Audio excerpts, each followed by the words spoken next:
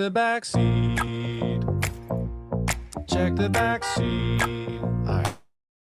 Check the back seat. Gets in your head, right? Good. Because every year, dozens of children are forgotten in the backseat of a car by a parent or caregiver. All never thought it could happen to them. But with changes in routines, distractions, or a sleeping child, it can happen to anyone. Parked cars get hot, fast, and can be deadly. So get it in your head. Check the back seat. A message from NHTSA and the Ad Council.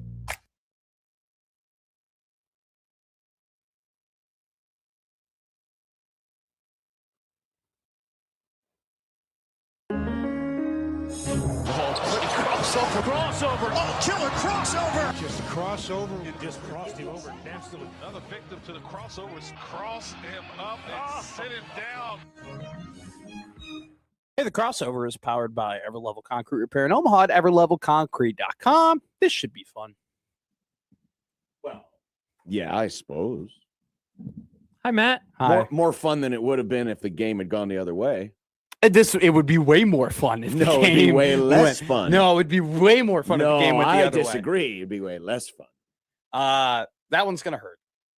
That one's going to hurt for a while. That's the beauty of the playoffs. I see. It's funny. I thought of Josh Peterson last night. Awesome. Because I was like, he knows I've gone through pain in the divisional round of the playoffs. I was like, wow, this is what Josh feels like. Like, I was like, once every 5 years. I was like, hey. wow. I was like, wow, like 6. How is he this depressed all the time? I was like, this is tough. Yeah. This is awful. And I'm sitting, I left a group chat. I was in a Bears group chat. I left it because when? Like right after the game, because one guy said, hey, at least the Bears covered. And I was like, you. Yeah, that's that only pick I got right the whole weekend. That is the least comforting way to absorb a loss. And by the way, I don't give the damn spread cover. Okay, so here's my thing. Yeah, I won. Like everybody in that group chat had Bears, plus 3.5. We all had it. We all covered. We all won, right? But you don't talk about it. You don't say anything. No. Like the season just ended. And then you had, these guys, you had one guy and they'd be like, oh, it's still a great season. It was awesome. And it was, there's still a lot to be. No, not now. Okay. Not now. And like in a couple of days, I will feel that way. We need to come up with a new under over how long it takes before Matt starts doing the Sylvester voice. It's just not right now. Tell me that this was a great year. Like, let me sulk and then I'll get there on my own. But I cannot sit there 30 minutes after a game that ended like that and had the gall to be like, oh, it was a great year. No, we should have won. This is the difference between me and your generation is I don't engage in the last thing I would have done last night if the Rams had lost was engage in any chats or get on Twitter. I already had my Creighton stuff opened up, ready to go to work. Just to take my mind off of it in case. Yeah. Bad things happen because, Sean McVay couldn't stop throwing the ball. So that was a great moment, Josh, last night. Which moment? Because you can't help but be yourself, which I admire about you. Because I text John and I go, hey, great game. That was fun. It was a great game. Awesome. Just being very cordial. And I was like, your coach is like, he's awesome. Like your head coach is on it. We had a whole conversation about his coach on Saturday. And John goes, this is him. You can't help yourself. You go, well, he didn't run the ball. They didn't. They should have ran the ball more. And I couldn't help but laugh, but be like, of course, very John Bishop, like your team just won an instant classic and is going to the NFC Championship game. But that's the thing. It wouldn't have been an instant classic if we'd have run the ball. Andrew Billings had a good game. He did. I give the Bears a lot of credit. The Bears are a funny team because I lend to be an NFC North sympathizer. Oh, okay. If my team, well, wait for it. Oh, okay. If my team's not playing well or in the playoffs, and I've had many decades where this has taken place, where the Rams just disappear. So I usually adopt an NFC North team. You're gonna hate this. I've always fancied myself like a closet Packer fan. Disgusting. But I have enough Viking people in my life that I'm like, I sympathize with them. I get on their side. Yeah. The Lions in recent years. The Bears, though, I've never been able to do this with, except for 1985. Yeah. Except for It's funny 1985. because they beat the Rams. The Rams were roadkill on the way to the Super Bowl. The Grabowskis, Because baby. they were so good. And it was such a great team. Yeah, But I've never been able to do this with the Bears for some reason. And I don't, well, part of it is most of the time when the Bears have had that good season, they've been that team that's like, they don't really belong. I mean, Jim Miller, seriously. for Christ's sake. Rex Grossman. Jay Cutler. Jay Cutler is like, Trubisky. they were just like, they're here, but there's just like, there's nothing about them. This team, which is ironic because this team doesn't have the typical Bear defense. No, God no. God no. You know, there's something about it. So maybe this is a turning the corner. So in the future, if my team's not playing well and the Bears are in, I may for Matt's team. I may finally find that sympathize with the Bears. I find that I love my fan base. I do. But I think that it's hard for other people to like the Bears fan base, and so I think it's hard to like any fan base that's not your own. I like the Titans fan base. You know, they're nice and cute. They're nice and cute. Yeah, they don't matter. Yeah, but if they won a couple exactly. Super Bowls, we'd all be like, "Wow, that fan base sucks." It's a bunch of country bumpkin or people who moved to Nashville because they want to. They shouldn't even have a football team. Is what I would say. I'm fine with the Bear fan base mostly because a lot of them are also Cubs fans. Yeah, I don't mind the so Bears I fan base. understand. We're a little whiny. You know, we get really whiny. We get really excited. Well, we're very loud. A lot of people do. We're very loud. But, You're like Nebraska fans. You just talk about the good old days. You have that one team. Dude, I think there are so many comparisons between the Bears and Nebraska. Oh, sure. The last 15 years. It's funny when my father watches Nebraska games with me, he gets really mad because every time he watches, they get their ass kicked. And he will like yell at the TV and be like, I already have to deal with this on Sundays. I can't do this. I can't Nothing adopt more this depressing team. than watching your college team play the same way as your Sunday team, and it's both bad. Dude, yeah, exactly. Because like, oh, cool, I get to watch the repeat the next day. 2000, like I'll say this, and this will get me back. You know, this will get me back into it. But like last year, okay, having to deal with Nebraska on Saturday, and then having to deal with Matt Eberflus on Sunday. I was a loser in October and November. Like I did not have one good weekend in October and November. I would go and I would watch Nebraska either barely beat a bad team or get their ass kicked against a good team. And then the next day I would just have to watch the Bears get their asses whooped. Yeah. Right. It was off like the month of November. Well, I went 0-8. It was painful. Yeah. It was like my weekends were Nebraska ruined. beat Wisconsin. Yeah, okay. 1-7. Yeah, but then that USC game was terrible. Yeah, and the UCLA Iowa was game, worth too long. And that Wisconsin team sucked. Dude, when I got to that, so the Iowa game was the day after. The Iowa game was the day that Eberflus got fired. And good times. The Iowa game was after the Bears like famously don't call the timeout and like just let the clock run down. It was the stupidest thing I've ever seen. And granted, I was watching this entire season at ESPN 1000, the home of the Bears, and so you are like in it and dying with all the people, and you have all these experts giving you their takes. It was exhausting. And that Iowa game, that Iowa-Nebraska game, I was just so checked out. You know, I was just so sick and tired of just watching bad football. Probably a good one to check out of. Dude, yeah. Like Nebraska's up 10-0, and we were at a bar, and my buddies are like, yeah, dude, you're up 10-0. They're playing good defense. I ain't going to win this. I mean, they can't score. And I go, all I said to him, I go, wait for it. Like, wait for it. Just wait for it. And then literally 20 minutes later, the Garcia Castaneda fumble happened, and and they're at the 1 yard line. And I'm like, told you. Here it comes. The fact that that gets lost in that. The fact they only kicked a field goal after that was wild. But it was, yeah. So I'm sad now. Yesterday I felt the pain that I've never felt before, and it's going to take a while. Never seen it. I know. I literally have. It's a great point. And you had to feel, because I did certainly after the fluky touchdown, dude. Okay, I mean, it's fluky in that should never happen. I give Caleb Williams all the credit in the world for being able to throw the ball, even though Kmet pushed off. But that's neither here nor there. I was so ticked off because it was like, how are you not on him? How are you not like standing on his freaking head, making sure he's not catching that ball? I mean, I was ranting like I've never ranted before. You had to feel in that moment because I certainly did. It was my God, the Bears have all the momentum. It was a top 5 moment of my life.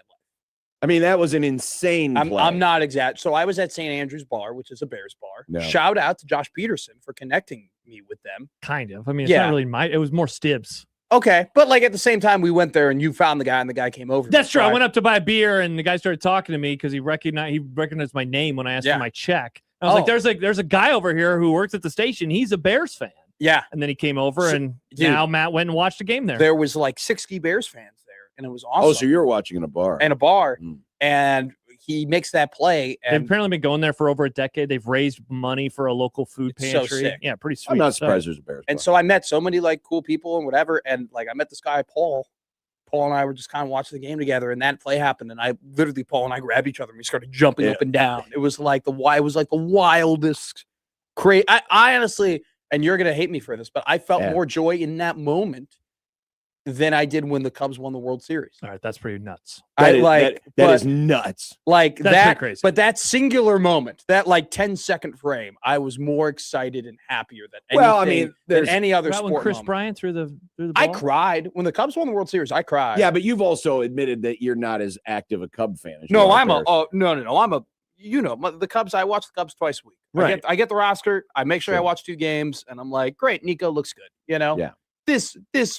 The Bears are the team. They always will be. And that's fine. It'll be tough. I understand where you're coming from. Plus, it was such an improbable moment after yet another improbable moment of the play last week. It was great to watch a football game and not see my head coach take a third quarter timeout. That was fun. Though your head coach did go for it a lot on 4th down, which again backfired. Well, he's miserably. Dude, the Bears somehow are worse at short yardage situations than Nebraska is. So that was quite. Yeah, Matt. I'll say this for Matt because in the group chat, there was a conversation about if they score here, will they go for 2? And Matt was like, no, definitely do not go for 2. He was like, look at them in short yardage. And sure enough, you guys have been bad in short yardage all game long. We've been terrible at But the funny thing is, I mean, awful. Never, ever utilized. I mean, there were 2 times that Williams utilized. Probably more than that, but there were a couple of times where Caleb Williams actually utilized his legs. Yeah, I thought they'd roll him more. I did too. But we could only. So the dirty little secret is that Ozzie Trapillo being out, we couldn't run the ball to the left because our backup guard is terrible and our backup left tackle is so bad that they had to play Tooney at left tackle. They were pretty good. Last night. but so we only ran the ball to the right. So you guys started stunning to the right, and so then that kind of killed everything. It was tough. All right, no more sports. I was going to say, we literally just got a text from Jake that asked, have we ever had a crossover that was 100% sports? No more sports. Yes, because we're trending that way.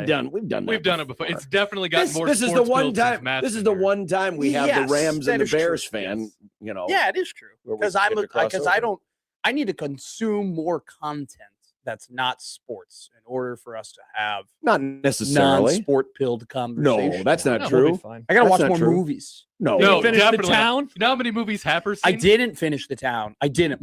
So Josh and I, we had a great time. We watched The Town.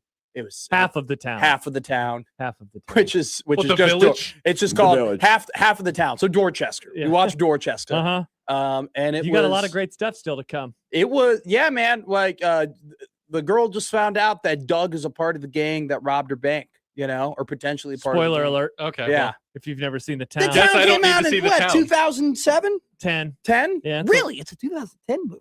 It's I have never than heard of it. thought. So. You've never heard of The Town? Nope. John hates Ben Affleck. I feel like you would love The Town. That's kind of you know what? Maybe I don't know you well enough to know what movies. I just look at you being a middle-aged man and assume you like action movies. Well, I do like action movies. I just never heard of The Town. I feel like, do you like Jason Statham movies? Never seen one. I feel like you this would. last week. I feel like you would love. No, he would. Middle-aged men love. You would love Jason Statham but I've never movies. seen one. Never. You would die. Ben Affleck, Jeremy Renner, Blake Lively. Yeah, Jeremy Renner. You got an opinion on him? John Hamm. No, I like John Hamm. I have no opinion on Jeremy Renner. How about John Hamm? I feel like John Hamm you look like a guy that likes John Bernthal. Who? He's a guy who kind of looks like John Hamm, but he plays more dark. Shane characters. from The Walking Dead. John doesn't watch that. The Punisher. Do not watch The Walking He was Dead. great. I like John Hamm. Bernthal's great. John Hamm, yeah. John Hamm is great, except that he's a Cardinals fan. But I forgive him for that. I don't forgive him. Maybe we do he's The from Town St. for Louis. movie club. I'd like to watch The Town. Or you should watch another good John Hamm movie, Richard Jewell. Never saw that one. The Richard Jewell. I know movie. the story. Really. It was a good. Remember the '96 good Olympics movie? Yes. That was a good one. That's a good John Hamm movie. Did the movie bomb? Got him. I actually think it did. I wish, you know what? If you were to tell me what actor would I trade lives with? I think John Hamm would be pretty high on the list. He's had a pretty good life. He's a good-looking guy. People always say that John Hamm is one of the more normal actors because he didn't get famous until later in life. Sure. So he lived as a normal person. He did. And then he became famous. Was it Mad Men? Is that what got him? That was his big break. How old was he when he did Mad Men? Probably mid-30s. Early 30s, I think. I think he started in the early 30s. Good actor, good-looking guy. Great voice. John Hamm's got a He was great 36 voice. When Mad Men premiered. Oh, wow. I think that's a little John Krasinski was kind of young when he got The Office, right? He's probably mid-20s. Yeah, he was, I think, late 20s, but he was very. I think that's probably an advantage. When you can live a normal life for probably 25 to 30 years. You have a lot more of an appreciation for absolutely for your success. Absolutely. That's why I think that there are some comedians who immediately they're kind of likable, because they struggled so long and they had to be normal humans, and then they become famous and they react like anybody else would, oh my God, this is great, I'm so thankful for anything. Right. But then eventually I feel like comedians then become weird when they're just they become institutionalized within they become institutionalized within their fame, and so they're no longer relatable. I think that kind of happened to John Mulaney a little bit. I remember hearing a story one time. It was about one of the guys from Rolling Stones because he was at SNL, and just the way the things he was asking for from people. Sure. That it was wow, Mick Jagger. Mick Jagger. Mick Jagger, because Jimmy Fallon. Is that who told the John story? Mulaney? John Mulaney did that bit. Where he did that bit. He goes, the not funny bit. Not funny. But they would be able, the ability to just get whatever you want, and it's no question about it. Diet Coke. It's just all right, I don't want green M&Ms. When you never have to do any of the things, Oh, pretty wild life. But it is funny. What was it? I think it was Kevin Bacon. What about him? No, it was a different actor. It was a guy that looks like Kevin Bacon. I forget his name. He had his daughter was in Stranger Things, and he became. And she's now really famous. Ethan Hawke? It might be Ethan Hawke. Does Ethan Hawke look like Kevin Bacon? I can see it. And so it might be him. Anyway, he was talking about how he tried to be famous. He tried to live a not famous life as an experiment, and he hated it. Interesting. He was like, it sucked. Yeah. He was like, I have to go to the grocery store. Dude, he was like, nobody talked to me. Nobody recognized me. And it annoyed me. It's kind of an old-fashioned word, isn't it? Groceries. What? Groceries is an old-fashioned word? That is not an old-fashioned word. I mean, it's. I got it, Nick. I pick up what. Was that a quote? It was a quote, not from a movie, from real life, from a leader of a free world. Our president said that one time. Oh, really? Yeah, he never heard the word groceries. Yeah, I don't listen. Again, this shows the separation of when you've lived one life the entire time versus I know what the grocery store is. It's not a right or left thing. I just don't really. I don't really pay attention to groceries, to politics, or those people. I'm more interested in what Cam Newton has to say as opposed to the president. Everything that you said over the last 30 minutes, John, is wow, that's the person you care about their opinion. Yeah. He was talking about Bill Simmons. John immediately accosted you. Cam Newton. Yeah, I mean, he is a moron. Now it is. I don't have an issue. The other thing I have an issue with Cam Newton is dude, just once, please. Just try to dress normal. Just once. Well, I'm going to be honest with you. I don't take what I think more the joke was. I care more about what he has to say than what any politician has to say. I think it's more so my disdain of just listening to politicians, and less so about I think Cam Newton is smart or has great points, because I don't think either of those things. Interesting. But it's funny that you did tell me. He told me a couple days ago on MLK Day. Interesting. What did I tell you? What? No, go ahead. Josh said to me, he's like, I don't like a lot of the people you read or listen to. Oh, yeah. Matt is into a lot of sports media people that I despise. Real barstool kind of stuff? No. Well, No, it's like Todd McShay. Oh. I love Todd. I pay for Todd McShay's That services. sounds like the worst, use of funds. It's only $4 a month. That is very cheap. But don't like Todd McShay. Who else is it? Greg McElroy. Yeah, thanks. You can't stand. You're Greg still McElroy. a Russillo guy. I think. I love Ryan Russillo. Yeah, I think he's funny as hell. Nope. The only people that we can agree on is BS and Mina. Yep, exactly. Yeah, we. Do Mina's cool. I told you I was a Dan Orlovsky guy. Absolutely not. Yeah, that really ticked you off. Yep. No, thank you. I love Dan. I think he's a tryhard. I think he's probably going to end up in the front office one day. So I hope so. That'd be awesome. Why isn't Ryan? Get him off my TV. Lewis Riddick. He should be in a front office. He's tried. He's tried many times. Talk about a guy who I actually don't mind him. I just think he's boring. He has no excitement to him. I wish we could combine Booger McFarland and Lewis Riddick. Yeah. We get the smarts of Lewis Riddick with the entertainment value of Booger McFarland. Riddick. That would honestly be better.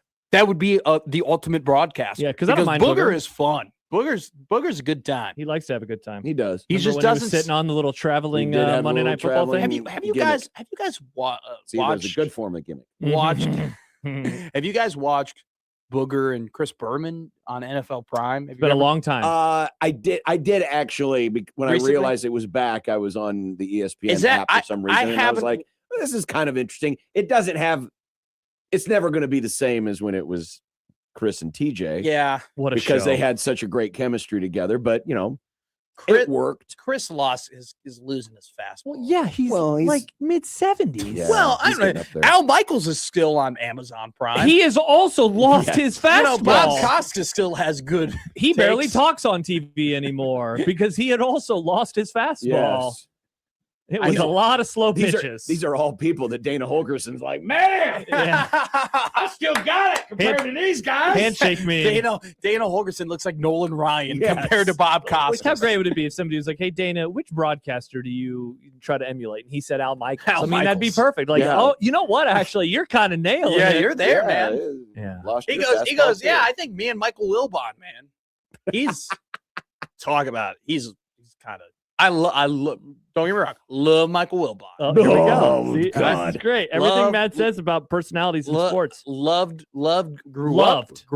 Loved him. Yeah, PTI was awesome back in the day. Grew up with him, not only just from a TV perspective, but he was always on the radio that I would listen to. He was always a big guest. He was a 1,000 guest. Well, 1,000. He's still a 1,000 guest to this day. That's pretty nice. He's gotten a little old man. Yelling at the clouds. A little? Yeah, he has. Just a smidge. Interesting. Yeah, like every time they ask him what his favorite sports memories were, it's like some boxing match in 1985, or something happened in the 90s. Like it's like Mad Dog being like Bob Cousy's the greatest point guard of all time. Settle down, Mad Dog. Let's settle down. Bob Cousy, man. Bob Cousy's good at basketball. I like guys who are good at basketball. Meanwhile, he's dribbling. Here's the funny thing, though, is I don't think Mad Dog's old enough to truly remember. No, unless he's definitely Mad Dog not. is in his 80s. But that was my Bill Simmons impression. He's 66. He was born in 59. Yeah, there's no way he remembers Bob Cousy. When did Bob Cousy? Bob Cousy retired in like the mid 60s. Frank Caliendo, I think, is coming on our show. I don't know yet this week because he's got shows. He does. And he's going to be at the Xavier game on Wednesday. Yeah. I want that'd be a good one for him to do. Bill Simmons. Can you do a Bill Simmons? You should ask him. I feel like we should make a list of sport impressions that Frank hasn't done yet. By the way, Cousy, 63 was when he finished with the Celtics, but he came back for the Cincinnati Royals for a season in 69-70. Yeah. Nice. So 10-year-old Mad Dog or whatever. Exactly. Was like, oh, this is great. He's great playing point guard for a team, the Cincinnati Royals. 6-time champ, was the MVP of the league in 57. Okay. I mean, Cousy was good for his For time. sure. Yeah. Oh, absolutely was. And he kept your beer cold. 13-time All-Star. Wow. I mean, that'd be like, wow. What is do you guys have a go-to sadness drink? I found what mine was yesterday. Not really. I try not to drink when I'm sad. Yeah. That's actually healthy, Nick. Yeah. Well, anyway, what did you have? A Guinness. I don't know why, but I find myself when I'm sad, I want to want a bad nothing drink? depressing has ever happened in Ireland. I get it. Nice. The That Troubles. country was built on What a depression. great name. Well, Troubles. I don't know. I mean, It's a great name. It is. I'm surprised you Perfectly don't like describes Guinness. it. I hate Guinness. I You- think I love stouts. you I think drink- Guinness is gross. I know. You're a stout guy. I found out that he was a stout guy. I was like, I could never tell that Josh Peterson likes a stout. You don't look like a stout man. I only like Interesting. Guinness from the tap, Yeah. like a brazen head Sure. Guinness. Guinness Sure. is Ooh, fine. I'm that'd Yeah. be a good It's lunch today.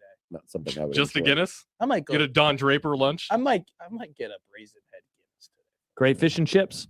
I had. I them. like They their were box okay. teas. They're okay. I like their onion soup. They have this onion soup. I would never go to a Is restaurant. it and French order onion soup. soup? It's baked onion. It's not French. French onion. It's soup. Irish onion soup, John. I'll tell you this. So Classic. lobster bisque and French onion are like, if you got that crap on the menu, I'm ordering it. Like I I'm love gonna, French I'm onion gonna soup. have your lobster bisque. You ever split the G? I mentioned. You want to split the You G know, with yourself? I couldn't last night because my acid reflux was boiling over a little bit. Yeah, but I've split the G. That was a tense game, yeah. But I'll like I had the shucks lobster bisque on Friday. That was a good one, a little sweet, a little too sweet for me. I like my bisque a little more savory. I've never had a bisque. Same. You've never had a bisque before? No. I don't. I'm going to be real with you. I'm not going to act like a fraud.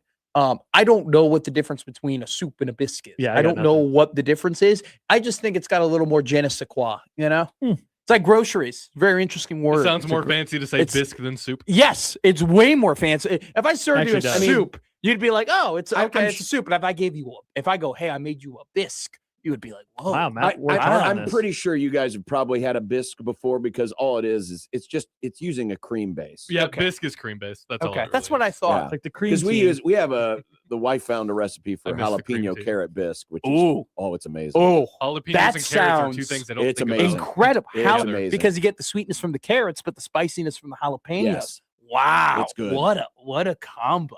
It's a great. We found it at a restaurant in Lincoln, and my wife asked. Yeah, for the recipe, and they gave it to her. Wow. Are And carrots? she's mastered it. You find carrots sweet? Carrots have some glucose in it, which is why they Yes. put it in Italian sauces as opposed to putting sucrose in. So you're supposed to put like a little kind of like a tied up for like a carrot stick that you pull out later in a tomato sauce. Wow. Because you don't want to add sucrose to your sauce. So you should add a carrot as opposed to like sugar. Today I learned. Yeah. There you go. That's cool. There you go. Yeah, I went above and beyond on Saturday cooking for people. Can confirm. Yeah, I made too much food, but I loved it. Can so confirm. thoroughly. Why are you looking at me I'm like just that? saying. Can confirm. Josh only likes fish that's been sitting out I for didn't. 4 hours. Okay, so here's the thing. Damn you, so Nick. I'll share inside baseball. Like I made wings, right, for people, and Mr. Spicy Guy over here was disappointed I made barbecue wings as Look, opposed you to said buffalo. you said wings. you want critiques. The only critique I said was when you said wings, I was expecting buffalo. That's all I said. They were fine. Your mac and cheese was good. Why didn't you make your own buffalo sauce, Mr. Buffalo Master? I wasn't. That mac and I cheese could've. was made for you because I'm like I know Josh likes spicy There food, was spiciness. so I ramped it up to 1,000. and then he made a dessert, And then I made a cookie skillet. Nice. Yeah, That which sounds was good. really good. It was so good. Especially We didn't the- have ice cream Especially though. like 6 beers into the day. That ice cream Yeah. hit nice. It or was the a little cookie hit nice. embarrassing when you were like, "Hey, did you have any extra Miller Lights to take home?" And I go, "Nope, nope, I didn't." Yeah, I heard a lot of. You're good empty with Josh cans. freeloading off of you? I didn't I freeload. know. I brought not stuff freeload. too. I made. Well, you brought like a veggie tray. That was Happer. Happer brought a veggie tray. Let me make this very clear. I did not bring a I veggie made tray. 40 wings, a mac and cheese, and a cookie skillet. And Happer brought the dirtiest looking veggie tray that I've seen. Like there was like dirt in the celery. Like it was Damn. it was like it Well, was at least barely it just clean. picked it out of the ground. Yeah. So that's Fresh. what Happer brought. Those celery doesn't grow on the ground. I'm gonna does be it? real with you. Josh, I think brought plates and chips. I didn't bring plates. Plates and chips. I brought chips. Holy I brought God. chips and dill dip, and I brought 3 crowlers Yeah. from Monolithic. A So great the brewery. crowlers were much appreciated. I drank a Jeff Gordon. What a great beer. There's a beer. Oh yeah, we had a Named after conversation Tell me about about this. the Jeff recently. Gordon. I'm So curious. it's there's a couple regulars at Monolithic. One is It's- named Jeff, and one is named Gordon. incredible. So So they they made named it Jeff they Gordon. named it their It's IPA. a fast car. Yep. And Ooh, then they're fast. there was a Yeah, what was it? The Third blueberry. third blueberry greatest sh- racer of all is time. the Blueberry can rainbow Third? themed? No, Your it'd be boy? nice if it was That's a them. missed opportunity. Which one? Well, they all look the same. Petty, Just Petty, say what Petty, it then is. Dale, then Jeff. Jeff. Okay. I can buy that. That's fair. That's a good ranking. And you can put Jimmy there. You know, Yeah, I don't like Jimmy Johnson, but yeah, he's got. He might race in. Is he going to race in the 500? he is. Yes, he is. Dude. They gave him. an I saw extension. the Daytona 500 commercials are like the Masters commercials. Like They are. when I hear like Georgia, I'm like gasp. Have they started flip airing my- any of the Daytona Dude, commercials yet? Yeah. Oh, yeah. On I haven't there- seen See, them. Fox is using Daytona. ESPN. NBC is doing the Winter Olympics. Olympics, and ESPN's doing and CBS are doing the Masters. I've Yeah. decided I'm gonna try to watch NASCAR again this year for the thought- first time. all because they 12 got rid years. of the You said that playoffs. last year. Not last year. I dabbled. I'm going to Just be real try to with you. get back up to I speed. would have done well in the South if I grew up in the South. I would have done. I You're would gonna have say that on MLK Day? Wow, Nick, really? He said it.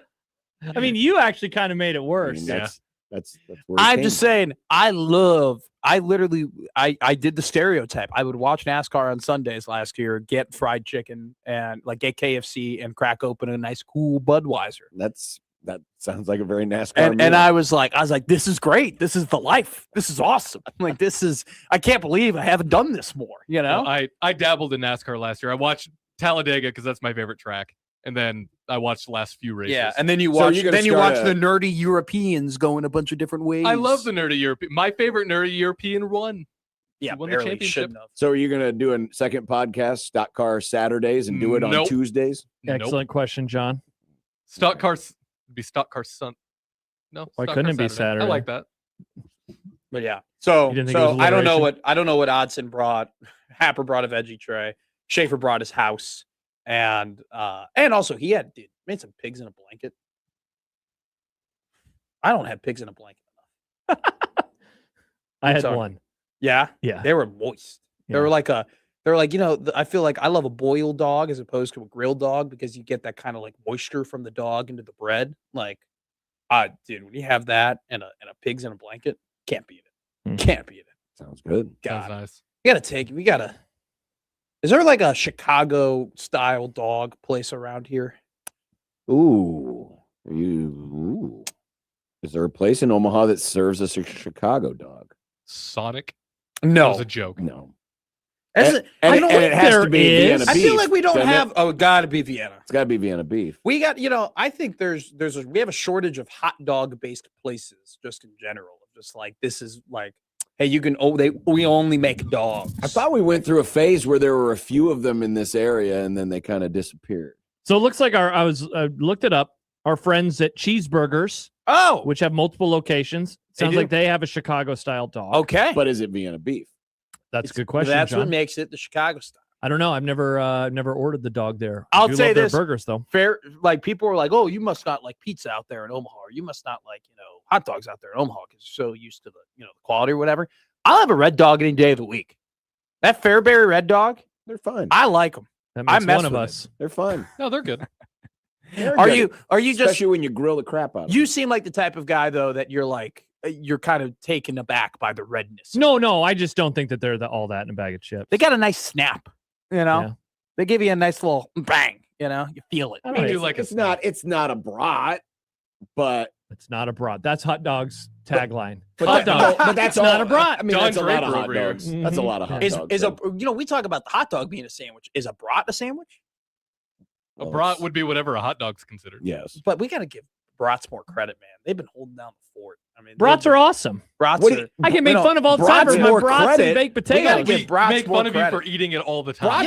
Brats are like the Josh Allen of food. It's like they get all this love and they never win anything, but they get all this love. You can't. Here's the thing: you can make bangers and mash. You can have a brat and mash. Can you do a hot dogs and mash? You can't do that. Brat's more versatile. You can if it's the only thing you've got. I was gonna say I would not recommend. You can. You have a little less money. You can grill a brat, cut it up, and put it in a fettuccine alfredo. That's a great dish. You can't do that with a hot dog. That's true. Again, you could if you. Yeah, but you got to remember, I grew up on hot dogs and SpaghettiOs. But would you put a brat in mac and cheese? Yeah, hell yeah. Yeah? I put a kielbasa sausage in my mac and cheese. Well, kielbasa is different than brat. They're sausages. Same family, Nick. Yeah, they are. Peas Same and family. do you know peas and peanuts are in the same family? Yes. They're a pod. They're in the pod family. Same thing. Bill Simmons, peas and peanuts. Peanuts are are all in the pod legumes. And family. look at that. It circles all the way back to the beginning. All the way back to BS. Look at that. We did non-sports in the crossover. I can't help myself. I love sports. After 15 minutes of Rams Bears. Well, I did not. It was a great game. I enjoyed it. I enjoyed the conversation. We did not talk about Bears at all in the morning crossover. Yeah. We did Probably it for the best. Well, it was a 12-round boxing match over whose desk it is. Which it's mine. I've been there. I now get to play the seniority card on someone, which is awesome. Yep. I don't think Shafe's going to agree to that, but you can try. No, not at all. Because he's been getting a paycheck from NRG Media for probably 12 years. He's very long time. I'm aware. Mm-hmm. I will never have seniority really over anybody for it'll happen eventually. Yeah. We're all the young guy, and then suddenly then you're the old guy. Yeah. That's how time works. John is the only one now.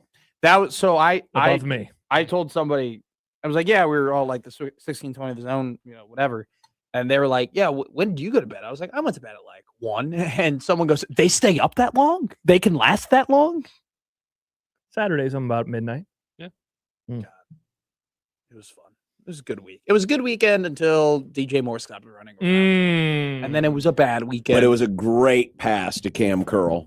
That was definitely Caleb Williams' best ball. I can't. Oh, by the way, you should be embarrassed that the game was that close and the Bears didn't have a turnover. That's kind of embarrassing for you. The fact that you won the turnover margin by 3 and you nearly lost. We famously. That's embarrassing. Embarrassing. I'll take my shame all the way to Championship Sunday. I outlined you. That felt great. Felt great getting that win.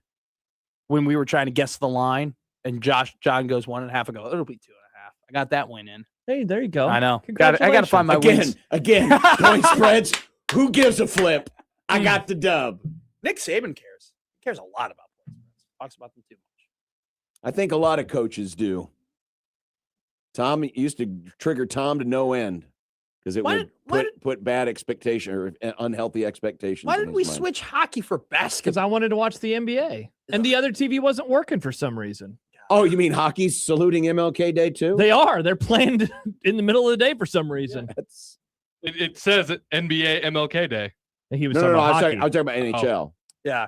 And like they're doing Sabres and Hurricanes and Capitals and Avalanche, just throwing it all out there for MLK Day. Yeah. For some reason, very weird. It was a good. Well, it wasn't a good game. The Hurricanes were kicking their ass. Yeah, it's 1-1.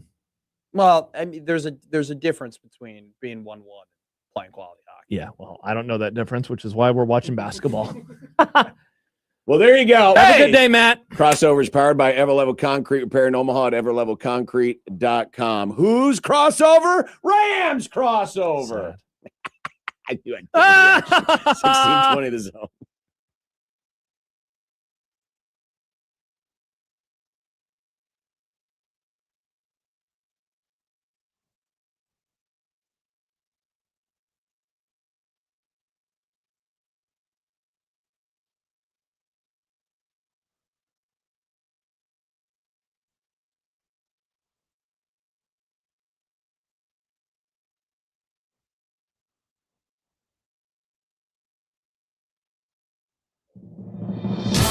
Your Omaha area forecast from KETV News.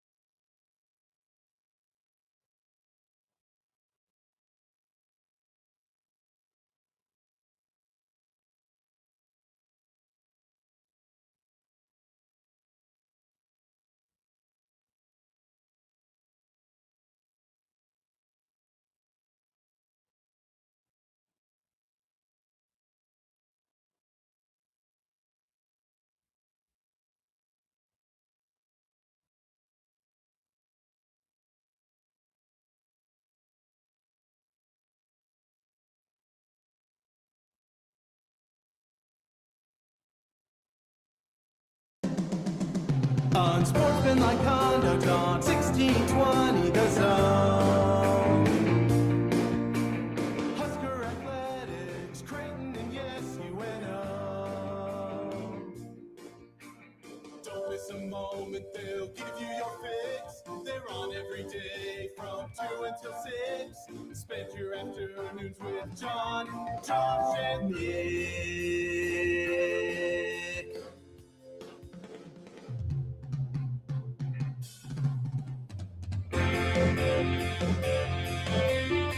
John, Josh, and Nick. They'll show you what sports talk really is. Oh my, what a weekend that was. And now the football is over for oh wait. We got a game in a few hours. There is another game tonight. Way to go, college football. Let's go, baby. Unsportsmanlike conduct on 1620 The Zone. Husker Athletics, Creighton, and yes, UNO. That's one of the big takes is that college football's dropped the ball again because they're coming on the heels on all of this, including 2 overtime games. They should have played Friday. Yeah. Should have played Friday. Tonight's game should have been Friday because then they get the jump start and everything. Because remember, I said this a couple years ago when they introduced the whole super wild card. I said, man, there's just going to be fatigue by the end of this. And sure enough, they felt a little, can't remember, was it the first Georgia, Alabama? It was Georgia, Alabama. It was like, man, it just feels like been a lot. Is it that it's following this weekend of football, or is it that the season is stretched out to January 19th? Well, that too. I think it's both. The bigger issue. I think it's both. Make January 1st great again. I know, man. Just play the title on January 1st. It would be awesome. Make it great again. It would be really nice. But there is a game tonight, and we will discuss it. 1620, the analytics. The computer. One final time. The computer hasn't been shut down yet. No. It's time for Grum Down 26 behind bars. Oh, bars are gone. Put that back. It looks like it's behind bars. Put it. Grum Down behind bars. Brought to you by the rooferys at John Higgins Weather Guard. Let's go, baby. Win by Caleb, die by Caleb. That was last night. The Bills blame game circles around to Sean McDermott. Mr. 9/11. He's gone. Wow. He's taken that name from somebody else? I think so. Nah. Which person was Mr. 9/11 before today, Nick? I feel like every time I bring that up to somebody, they're like, I forgot he did that. I will never forget that he did that. A lot of people have forgotten, which is why I think you were never supposed to forget. Pete Carroll will always be that person. Yeah, to John, Pete Carroll's Mr. 9/11. Rule plays the shade game with Eckler. You have not. Now, I guess this happened after the show on Friday. It did. But we had some other stuff on Thursday and Friday to talk about with Rule that you just kind of missed. But now this happens, and can't wait to dive into it with you. Is Nebraska basketball #1 yet? We have an answer. Doug Farmer is going to join us with covers.com. Oh, nice get, Nick. About tonight's championship game. Let's go. Mitch Sherman of The Athletic, who I'm sure will have some reaction to Rule. And also he had a lot of thoughts on the roster and the roster rebuild. Because the portal, thank God. It's a tweak. The portal, thank God, is closed. It's a tweak. Doom. Close that portal. A tweak. Sorry, tweak. Don't call it a reblank. Michael Severe Monday. That is exciting. Did you know there's a championship game today? I mean, we've mentioned it like 4 times. Yes. So I hope so. Well, Does Jack Mitchell know there's a championship? I'll tweet at him and ask.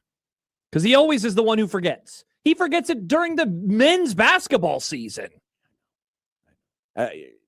He's forgiven. Okay. A, his team's not in it, and B, the team that he really cares about is playing good basketball. They are, yeah. He doesn't. Why would so he's just like, he probably isn't even aware that Bills Broncos had that crazy catch, no catch, interception, no interception. Actually, you're probably right. Yeah. And are the bracketologists being preposterous? Ooh, what a fun question. It's all coming up today on the Grum, presented by Union Bank and Trust, where your money has people. And that was your Grum Down, presented by the rooferys at John Higgins Weather Guard. So they fired the man. They fired him. We're leading with Sean McDermott. Well, Sean McDermott gets the A block of unsportsmanlike conduct. Well, remember this block is always a short. It's a little A block. shorter. Okay, it's a little short A block, but right.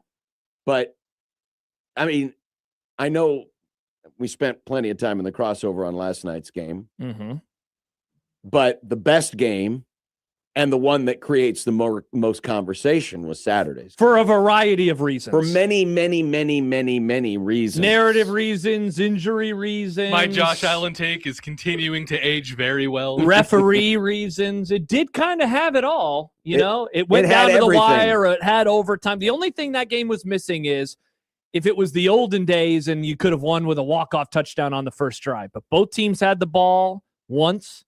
And yeah, how about that? We had 2 overtime games this weekend, and neither time it was what it went to the third drive. It went to the third drive. And I saw some stuff this morning that people were wondering, are we sure that you should be deferring when you get the ball first or when you win the toss? Because if it's tied after 2 drives, you get the ball a second time, which I've always gone back and forth. Like I've always thought in college overtime, you do want to know what you need to do. I don't know if I'm that way in the NFL. I think the NFL is different because there are only 2 guaranteed drives for sure. Full stop. College, no matter what happens in the top inning of drive number 3, you still get the ball. You're going to have a chance to win the game. See, I don't. I think I would take the ball. I don't. I think it should be based on the game situation and the circumstances. Like last night. Would you have taken the ball if you were the Bears? The Bears probably should have taken the ball first. They had momentum. They had just gone down and scored. The Rams defense was on the field. They had just been reeling a bit. Yep. And the Rams hadn't shown enough consistency on offense to be able to answer another Bear touchdown potentially. Yeah. Not saying it would have happened, but I don't think there's an absolute rule to it unless you know. I think it's more. It's just like going for it on 4th down. You know, this whole blanket. I got to go for it on 4th down. No, you don't. No, you don't. You don't. You need to. I think you need to weigh all the different circumstances together.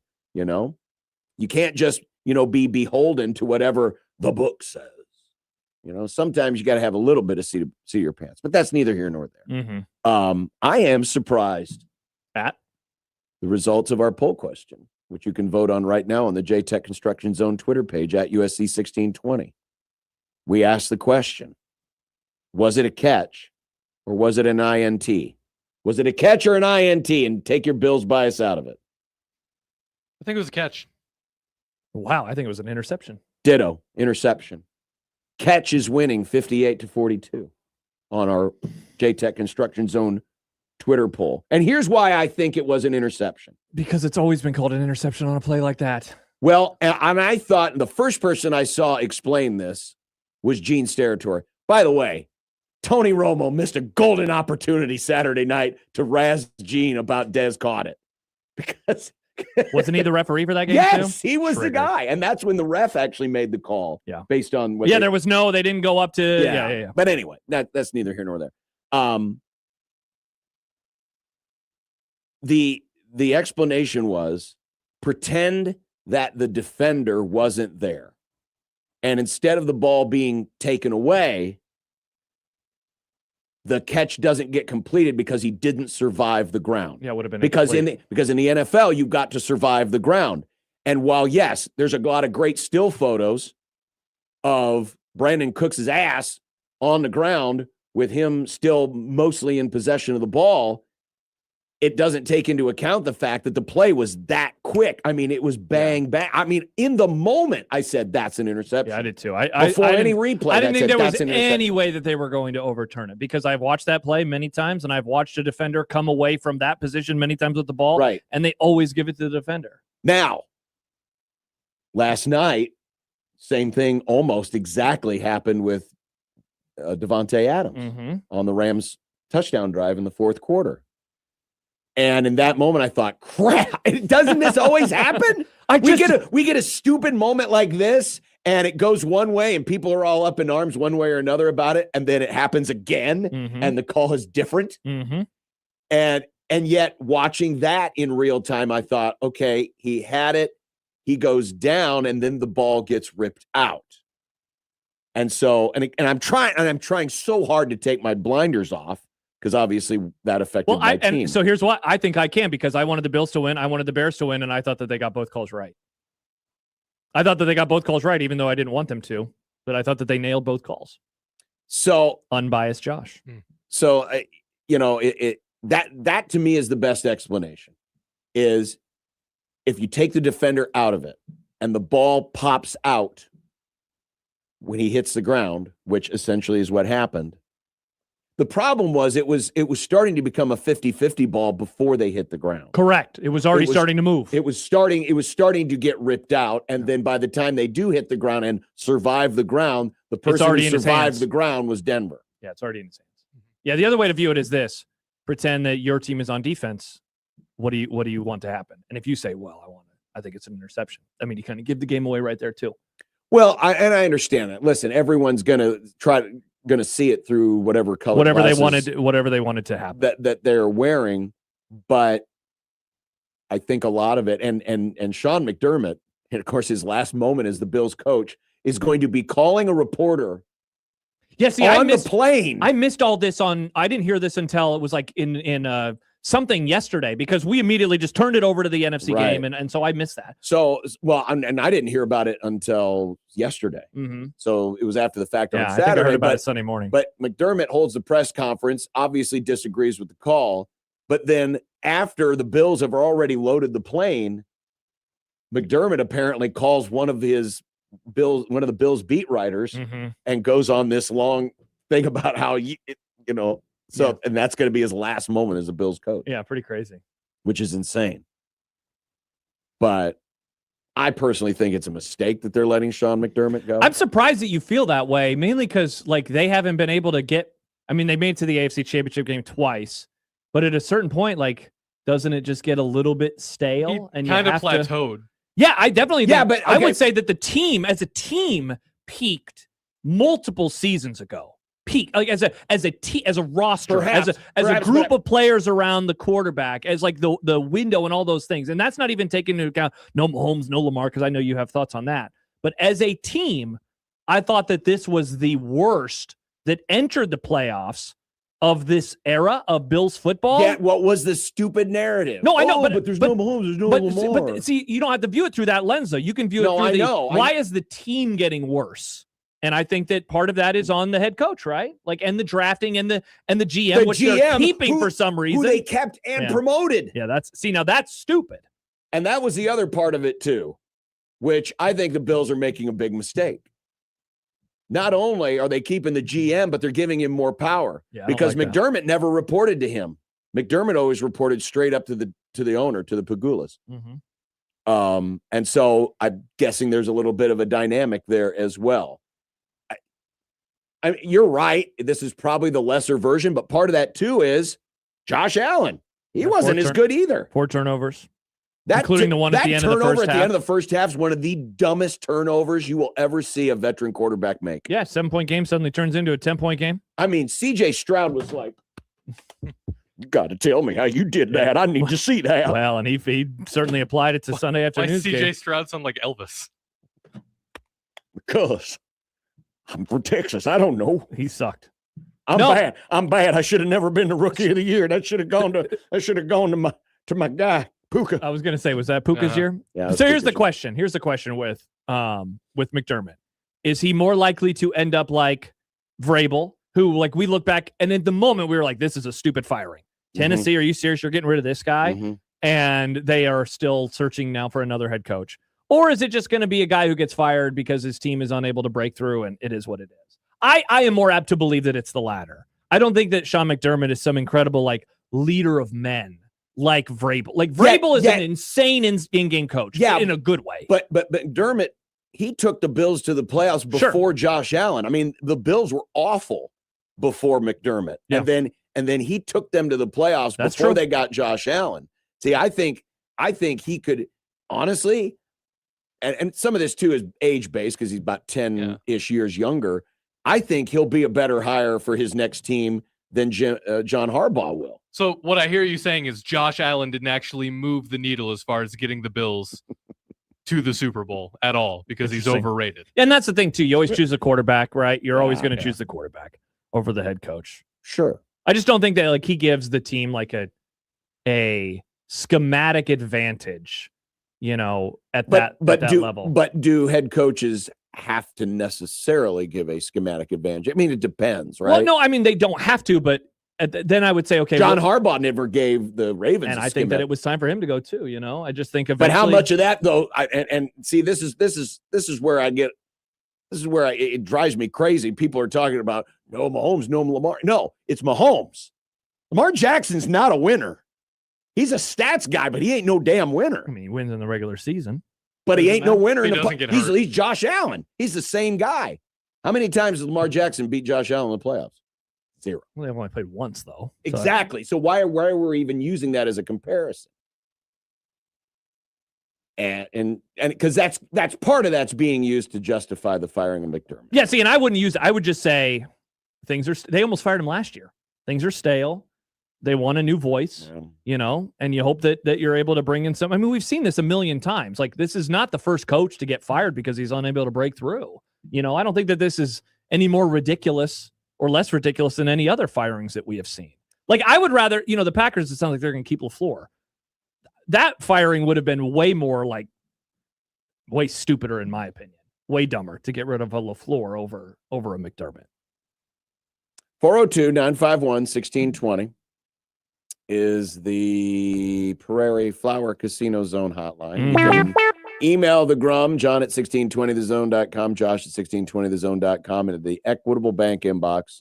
At Equitable, we take banking personally and answer the first ring, and we've already mentioned the J-Tech Construction Zone Twitter page. The unnamed Twitter feed, John, in fact. Alan writes us.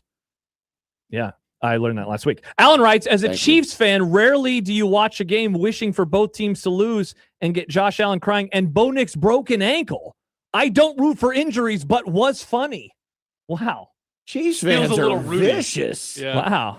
Wow. Chiefs fans are just vicious. The Broncos got a real monkey paw situation there. It's very tough. Yeah. Congrats to the Patriots. I mean, never have you had an easier path to the Super Bowl than this. At the beginning of the season, just Drake May, Super Bowl quarterback. Imagine if you told a team before the year to get to the Super Bowl, all you need to do is beat Jarrett Stidham. You would say, whoa, my team's going to the Super Bowl. So it'd be a real shame if the Patriots lost on Sunday afternoon. Real shame. Yeah, especially if it's then if the Rams seven fumble, 2 interception Drake May. What a playoffs he's had. Excellent playoffs. This guy's on fire. Maybe it's more than just the quarterback. Quarterback play in the first game yesterday was not great. No. I have watched games with better quarterback play. No. Almost all of them in the history of football have had better combined quarterback play. Yes. That game from C.J. Stroud, woof. And now they got to decide what they're doing with this contract. I think the Nebraska-Troy game in 2018 had better quarterback play. With Bunchy? Man, what they decide to do with C.J. Stroud is going to be quite interesting. Because he has regressed big time. Oh, yes, he has. I remember after his rookie year, I was like, man, if you could offer me a trade straight up, I might take that right now. My quarterback for theirs. And now I'm like, never mind. How common is just a sophomore slump? Well, this was a junior. This is a junior. This would be a junior jettison. A junior jettison. I mean, this type of regression is pretty nuts. His yardage went from 4,100 to 3,000. Yikes. His yards per attempt has he dropped didn't by play in 3 games this year. But he didn't play in 2 games that year. So, I mean, pretty similar. His yards per attempt has dropped a full yard. Oof. His touchdowns, 23 to 19. His interceptions up from 5 to 8. But that doesn't even count the playoff crap and all the fumbles. Yeah. I mean, that game was ridiculous from him yesterday. All right. When we come back, Matt Rule. Shame. 1620 the zone.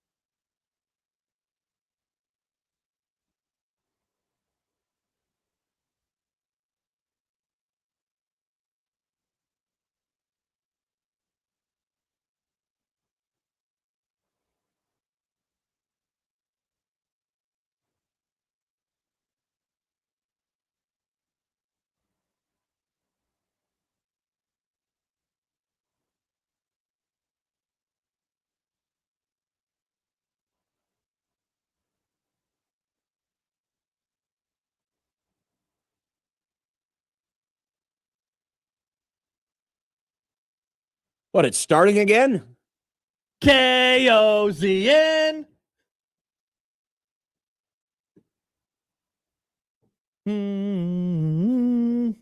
Well, I mean, program continues now. Back in the olden times when those lazy people only did 3 hours, I guess this would be God, about can you that imagine? What would you do with an extra hour every day? Well, what'd you do on Friday? I hung out with my coworkers after work and had a beer. Yeah, but that was an extra hour at the end. Yeah, not on the front end. Not on the front end. Yeah. Yeah. Though there was less prep to do. True. We talked a lot of sports. People were surprised. A Mike Stibbs show where we talked sports, and the Mariners barely even came up. It's true. Mm-hmm. It was mostly Bonkos. It was mostly Bonkos. Well, speaking of bonkos or bonkers, or, well, say whatever it is you want to say, the Matt Rule appearance on Sports Nightly the other night, Friday night, was rather interesting. Talk about a Friday not news dump. Am I right, John? Yeah. So Matt Rule. Just a Friday rule dump. With just talking about a lot of different things, but obviously the conversation around Mike Eckler came up.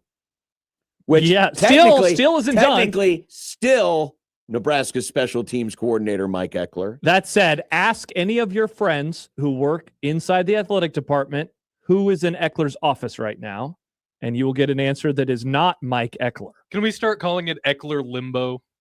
Or Schrodinger's Eckler. Interesting. What is Eckler's limbo? Schrodinger's Eckler sounds like he's still working there, but he's sounds not like a battle tactic in World War One. I think we're going to run Schrodinger's Eckler at them. It actually kind of does. Charles has the answer. It's the defensive line coach. That's the guy who is in Mike Eckler's office. It's not Mike Eckler's office anymore. It's Corey Brown's office. Wow. He got the special teams coordinator office. That office tiny? Maybe that's. Does that mean Nebraska? I want a bigger office. Maybe it was a tiny office thing. Well, does that mean Nebraska's not going to get another special teams coordinator? Oh no, let's hope not, Nick. Well, we'll get to that. Those are future problems. But so here is some of what was said by Matt Rule, and this was all part of the same long answer. But I wanted to chop them up a little bit because they kind of address different things. But here was Rule talking about the foxhole. And I'm grateful to Mike for what he did. I signed Mike. I brought Mike Eckler here, and he told me he wanted to be here in the state of Nebraska. He's from here. This is where he wanted to be. As I said the other day, during the middle of the year, we were really pleased with what happened. So what was going on. So we signed him, offered him a long-term extension and make him the first or second highest paid special teams coordinator in the country. That came from Troy. And so if he doesn't want to be here, that is what it is. I think this is a special place. I think this is a great place. But I also think this is a place, where, to get it done here when there's a lot of people always looking at you, there's a lot of opinions, there's a lot of things. You better have guys who are in the foxhole with you. And if someone's 1 foot in, 1 foot out, that's not my issue. That's their issue. Yikes. Now, you can take this in different directions. I was wondering which way you wanted to go first. Well, you can take this in different directions in that everybody,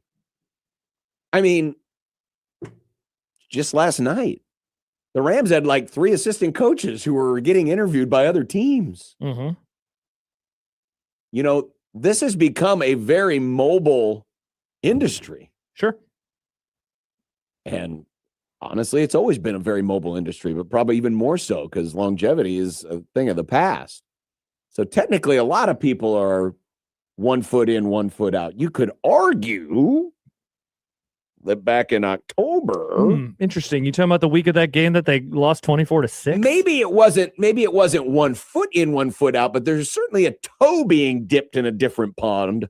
Yeah. Like a 7-minute answer about the gloriousness of Penn State football. Yeah. Maybe. Yeah. Not that I've watched and added the amount of time. Now, listen, I understand where Rule's coming from because he's currently in a situation where he knows he's locked in and the assistant coaches that he has just hired or is retained are locked in. But then there's this one cat. There's one cat over here who, maybe is looking in a different place. Meow. And so it's kind of easy to throw a little shade and say, well, maybe he's 1 foot in, 1 foot out to, cully some favor with the partisan. What a weird, petty thing for a grown-ass man to do. Sam writes, remember, Matt, it is a good thing when other teams want our coaches. Yeah, remember when he talked about Tony White last year and he's like, this is awesome. This is Nobody great. wants him. Well, this is great. People want our coaches. Well, this is a good. No, that was 2 years ago when he did that. After year one, he was like really pumped about it. Well, he also did it during that 7-minute long He did. answer. He said, this is good. This is what it's going to be like around here. People are going to be interested in me. Right. We'll see if that happens. But like that's but now how it's being couched as, well, he wasn't in the foxhole. He's only half in the foxhole, and you've got to be all in the foxhole. Text from the 202, which is DC. Oh. He's upset people don't want to join him in his sinking ship.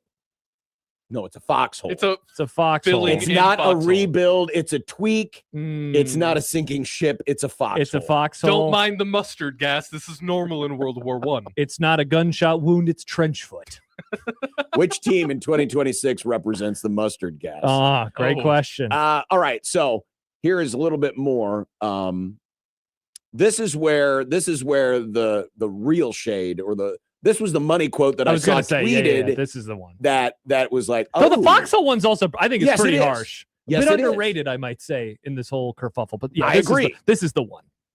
We'll just have to do a good job next year of making good decisions. I mean, you can't bring every ball out of the end zone. You can't try to hit a home run every time. We have to be a little bit probably more disciplined in terms of some of the things that we do, because it's not about playing special teams for special team's sake. It's about helping the team win.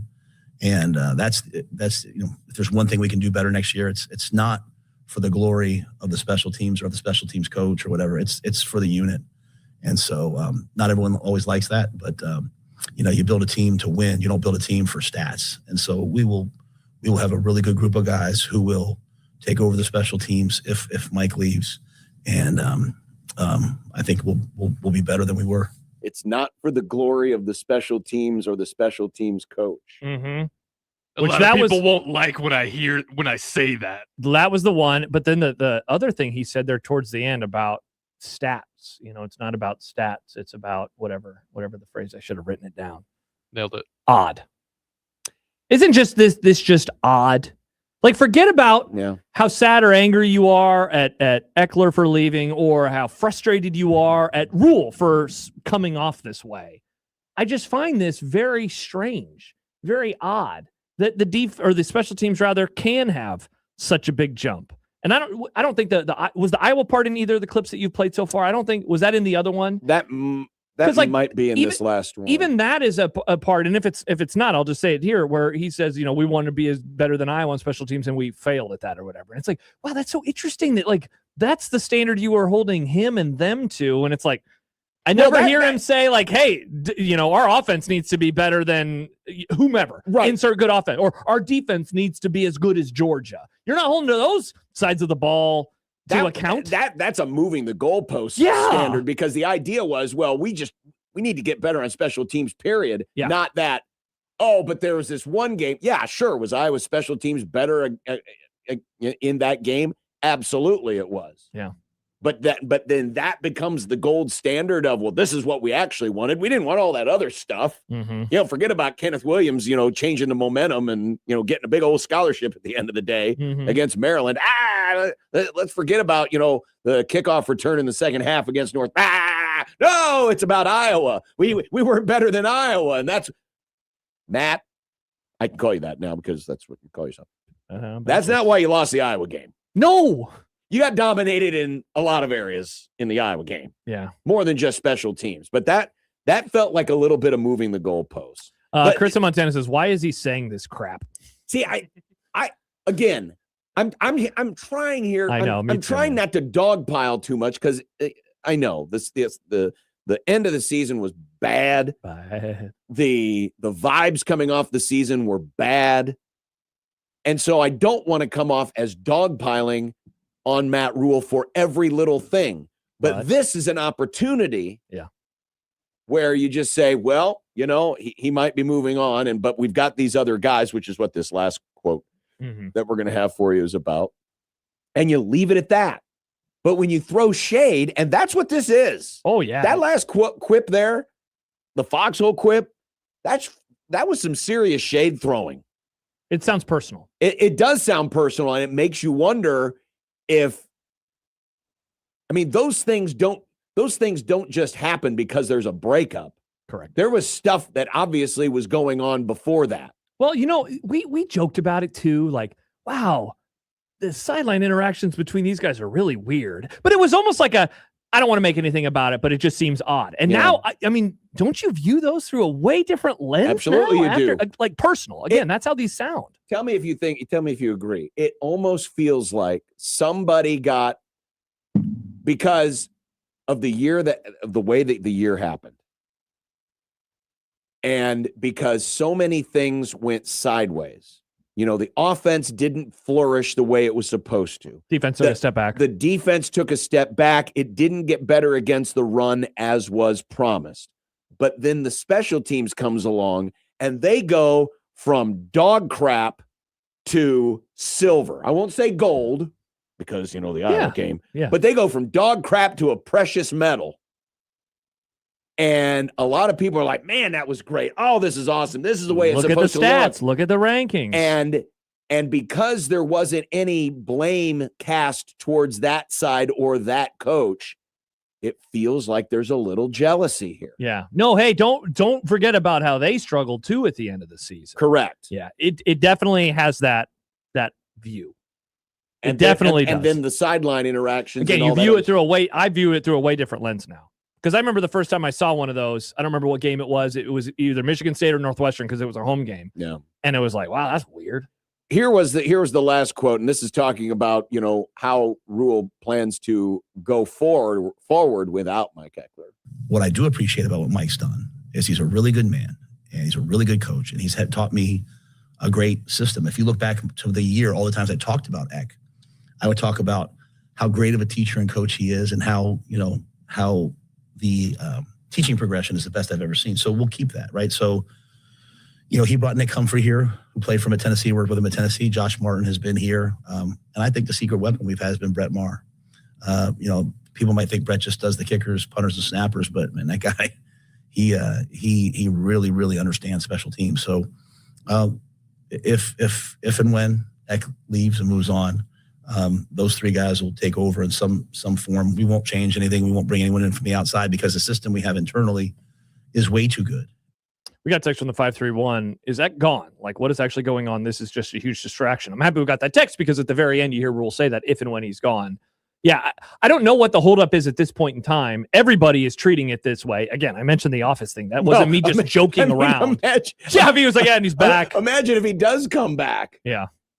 At this point, based on just these quotes here alone, I mean, it does come across a bit as a jilted lover situation. Yeah, he's not coming back. He's not coming back. Right. The office is changed over. It's very strange. This whole thing is very strange. It's strange. And just this implication of like, yeah, we're going to special teams will be fine. And again, why am I going to believe that? There's a lot of stuff here and we can get into it later if we have time, but I guess we talked about it a little bit last week. It sounds like a lot of this is probably opportunity based, where Eckler wanted some more responsibilities or different responsibilities, and it wasn't going to be available here. And I do think part of it too is maybe having a bit more of a say in the pecking order, in the hierarchy of wherever he's going. Yeah, and the other thing too is just judging off of what Rule said, and how there was apparently a contract offer in the middle of the season. Maybe they just didn't work well together, And I mean, that can certainly show itself with sideline interactions or how he's talked about. Sure. And it's like, that doesn't have to be the worst thing in the world. Sometimes people just don't work well together. Sure. And you got to move forward. And you got to move on. Yeah. It's frustrating because the special teams was really good, especially early in the season. I'd say the first 2/3 of the season, a true strength of the team. Yeah. Like a massive jump from the previous year. And all that's going by the wayside for what reason? We don't know. All right, coming up next, we're going to preview tonight's national championship game. We're going to be joined by Doug Farmer at covers.com. Look at the line movement and maybe some of the props that you can still get involved with tonight. Oh, speaking of things you can do with tonight's championship game and, of course, the NFL playoffs, it's Underdog. Yes, Underdog Fantasy. Download that app today because you can go into any game, any league. You can pick your favorite players from a football perspective. Pick them to go higher or lower on numbers like touchdowns, rushing yards, receptions, and more. You can look for daily profit boosters, and sometimes you even get freebies. I got a freebie over the weekend about Caleb Williams and passing yards. Oh, that's awesome. All he needed to do was complete one pass to his own team. Which he did. Many times. He did. He also completed some to my team, but that's neither here nor there. Interesting. What is here is you can if you get them right, you can win up to 5,000 times your cash, and you don't have to go to some cornfield in the middle of Iowa because you can play Underdog Fantasy right here in Nebraska. And download that app today because we've got a promo code to get you some extra plays. 1620 The Zone is the promo code, John. Score $75 in bonus entries when you play your first $5. Go to Underdog, whether it's the app or the website, put in that promo code 1620 The Zone, make picks, and win money. Must be 19 plus and present in Nebraska. Terms apply. See assets.underdogfantasy.com for details. Concerned with your play? Call 1-800-GAMBLER or visit ncpgambling.org.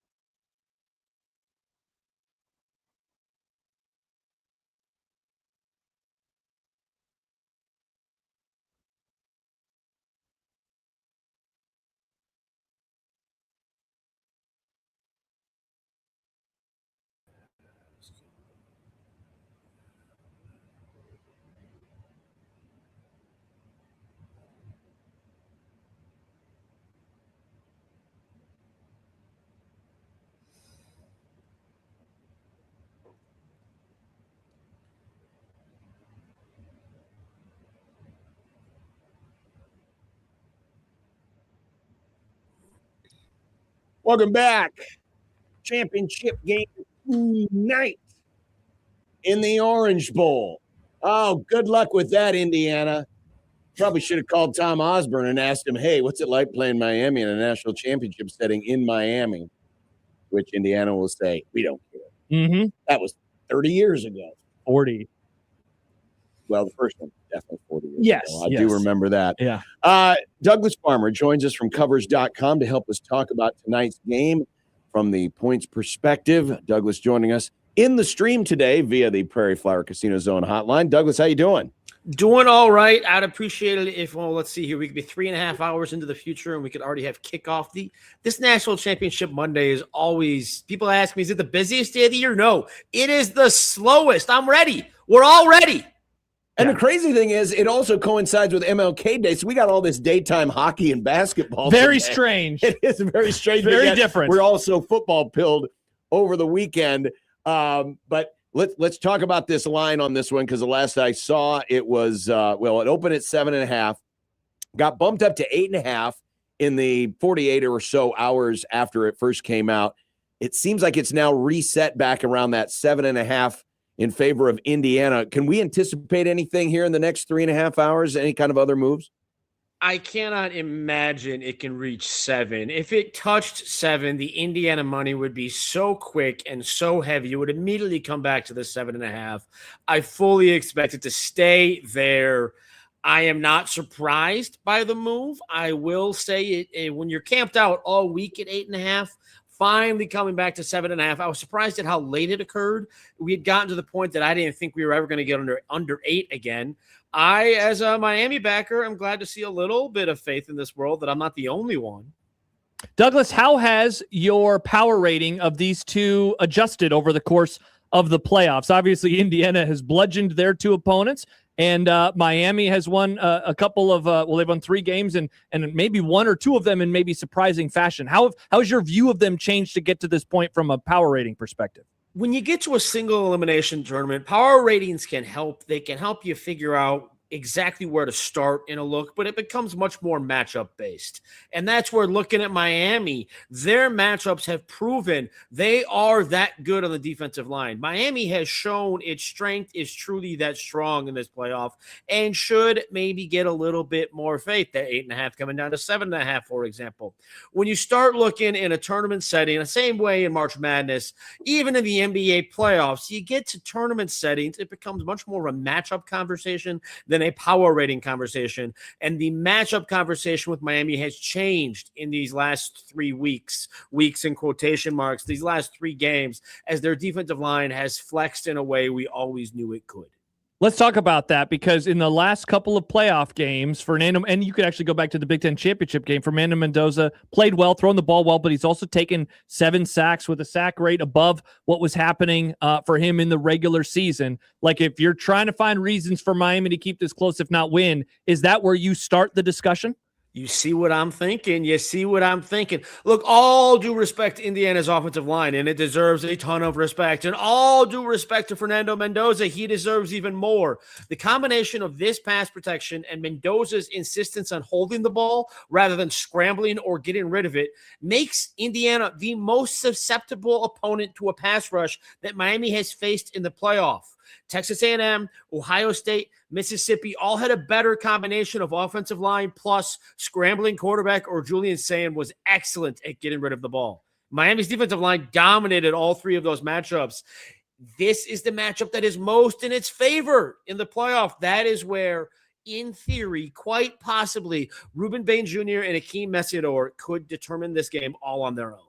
DouglasFarmerCovers.com joining us. One of the other areas where Miami would seem to have somewhat of an advantage, and they certainly have taken advantage of it at times during this playoff, is time of possession. Oh, my gosh, yes. And thus, I want to ask you about the total, because it has dropped from its 48.5 open down to 47.5. How much is that way? How much is Miami and its ability to hold the football and try to bleed clock like they did against Ole Miss weighing into which side you like here? I'm seeing a 46.5 right now. So let's Really? even drive this further down. Okay. It lines up with the spread falling. This is all saying Miami's going to play a conservative game. They're going to run Mark Fletcher Jr., who's been running so stinking well lately. Run him. Frankly, my biggest worry, I've got a significant Miami investment at this point. My biggest worry is how they start. They should, their first 2 possessions, run the ball. Even if you don't gain yards, run the ball. Don't make a mistake. Shorten this game out of the gates. Mario Cristobal might not be able to read a clock, but he is able to create a game plan, and he knows to shorten this game. For that matter, Curt Cignetti's going to probably say, I've got the better team. I'll let you come to me. And so the early part of this game could be real, a probing kind of sense, a tentative, let's see who makes the first mistake kind of sense. And that all lines up with this total falling, as does the spread shortening. Douglas, are you surprised that the loss of Stephen Daly hasn't impacted Indiana in their first couple of playoff games like we thought it might, a few weeks ago? It is a testament to defensive line depth. It is a testament to the roster that Kurt Cignetti has built. Stephen Daly had a wonderful season, but he was not a one-man defensive line. Indiana has more players there. But also, let's acknowledge something. Alabama couldn't run the ball, and that right away helps the defensive line just key in on the quarterback. Oregon, we already knew Indiana was definitively better than Oregon. I was surprised that number got so short. I'm not convinced we've seen Indiana's defensive line perform as much as the scoreboards indicate it has. This will be the best offensive line it has faced in the playoff. Again, Miami's trench play could change this game. Douglas Farmer joining us with Covers.com. If there's an area where Miami's a little susceptible and they're going to be down a player in the secondary in the first half, they've had injuries in that portion of their defense. How much does that concern you with someone who has a heavy Miami investment? How Miami secondary can hold up, because Indiana's jumped on teams early in these first two playoff games, and that's where these games have been won and lost. It's another reason that Mario Cristobal needs to shorten the game early on, run the ball, just try to eat some clock in the first quarter. As far from glamorous as it may be, if this game gets to 10-3 at halftime, I'm going to be feeling very okay. But when you look at Miami's defensive backs in particular, look at Miami's defensive line. If they can put pressure on Mendoza, that takes so much pressure off the secondary.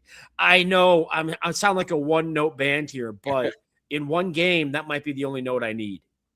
Douglas, you put out a story yesterday about the best Indiana props for the game. You had 3 of them. Which of those 3 do you like the most tonight?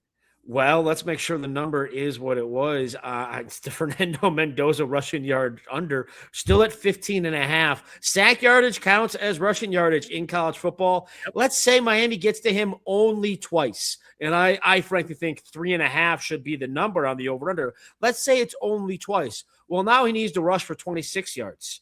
I don't know that Fernando Mendoza is going to be scrambling. He doesn't like to do it. He stays in the pocket too long.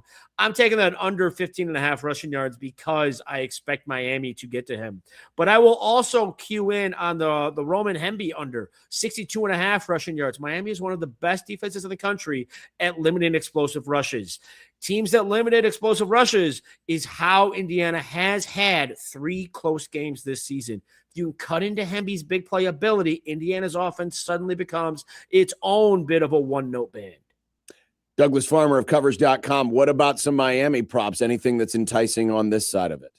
I am trying to be conservative there, partially because Miami faith is under faith. Miami faith is slow and tight game faith. That said, Carson Beck has the higher ceiling in this game. Look, Fernando Mendoza deserved the Heisman. Fernando Mendoza may be the number 1 draft pick. Carson Beck has that much more arm talent. He could also lose Miami the game. Let's be very clear here. But I see that passing yardage as low as 202.5, and I wonder if Carson Beck might be worth something there. And while I'm at FanDuel right now, they've got a Malachi Toney passing yardage prop at half a yard.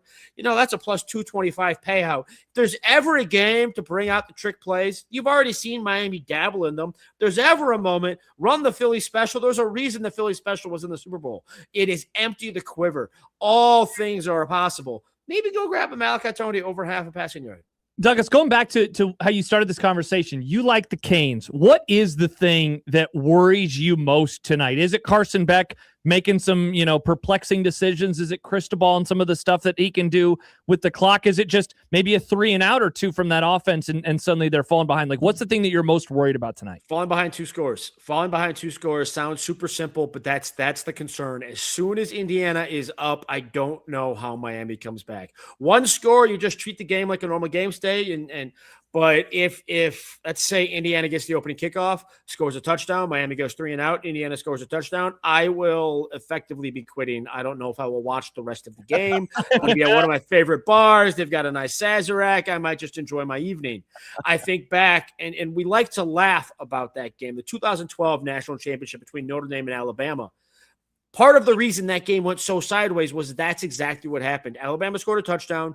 Notre Dame had a 3-and-out in part because a pass to Tyler Eifert was ruled incomplete. That was very clearly a catch. And then Alabama scored a touchdown in part because Notre Dame's defense didn't have enough time to adjust based on that first possession. That is one of the underrated factors that a 3-and-out, your defense can't figure out new things. So if tonight were to have that kind of blueprint, the game could then be a 2-score game the whole rest of the way, and I would never believe Miami could pull it off. Same stadium, by the way. Yes, it was. Douglas, for the sake of just being able to watch, good 4 quarters of football, I hope you're right. I don't know if you'll be right, but I hope you're right tonight because I don't want to have to shut this doggone thing off at halftime either. I am hoping so. I have enjoyed some of these national championships in recent years where I have a little bit of money on the line and I just sit there with it on my tablet at a bar with no TVs. It's on mute, and then I decide when I start to care or I decide when to turn it off. I haven't had to do that the last 4 years, so here's knocking on some more that we can make it 5. All Absolutely. right. DouglasFarmerCovers.com. Douglas, we appreciate it. Good luck tonight. Appreciate you all. Take care. All right. Douglas Farmer joining us on the Prairie Flower Casino Zone Hotline. I have not heard many bullish folks on Miami the last week and a half. Yeah, they're few and far between. So this is the first. So you asked the My question. My brother-in-law will be thrilled to hear about this. All right. Is he a Miami fan or is he a backer of them tonight? Big Miami fan. So you asked the question about time of possession. They have held the ball, the Hurricanes, that is, on average for 37 minutes and 21 seconds in the last 2 games. A ridiculous stat. I mean, that is Super Bowl 20, whatever, Bills and Giants. 25. I mean, that's the type of game plan that you're talking about tonight, right? Where they just hold on to the football and they don't give it to Indiana. But if they're unable to do that, I mean, I think we're absolutely looking at a game like we saw between Indiana and Oregon, where it's just like score. They have to get first downs. It's not even about finishing. They have to get first downs because otherwise it could get ugly very, very quickly. How interesting that you bring up Super Bowl 25 because the guy at the heart of that time of possession, the MVP, Otis Anderson, is a graduate of... Oh, no. Is he a Miami guy? Miami. You. Man, it would be a real shame if Otis Anderson came out of retirement. No, that'd be cool. I'd be okay with that. Because, he didn't get his COVID year we don't need in Miami 1975. We don't need Miami to win another title. We don't need that from them. We don't need that. So you're openly rooting for Indiana? Of course I am. There's a you're rooting for Miami. No, Imagine I'm not. No, I'm not. 13-year-old John. No, I'm just not. I'm just not rooting against them. Yeah. I mean, ultimately what I'm rooting for is a good game. A good game. Classic broadcaster. Well, it's not even a broadcaster. It's just as a fan. It's the last game of the season. I understand. It's either that or I'm, turning on another episode of Curb. Nice. Because it's like, this is boring. We started Industry last night after the Rams game. Really? Yeah, pretty interesting show. Anyway.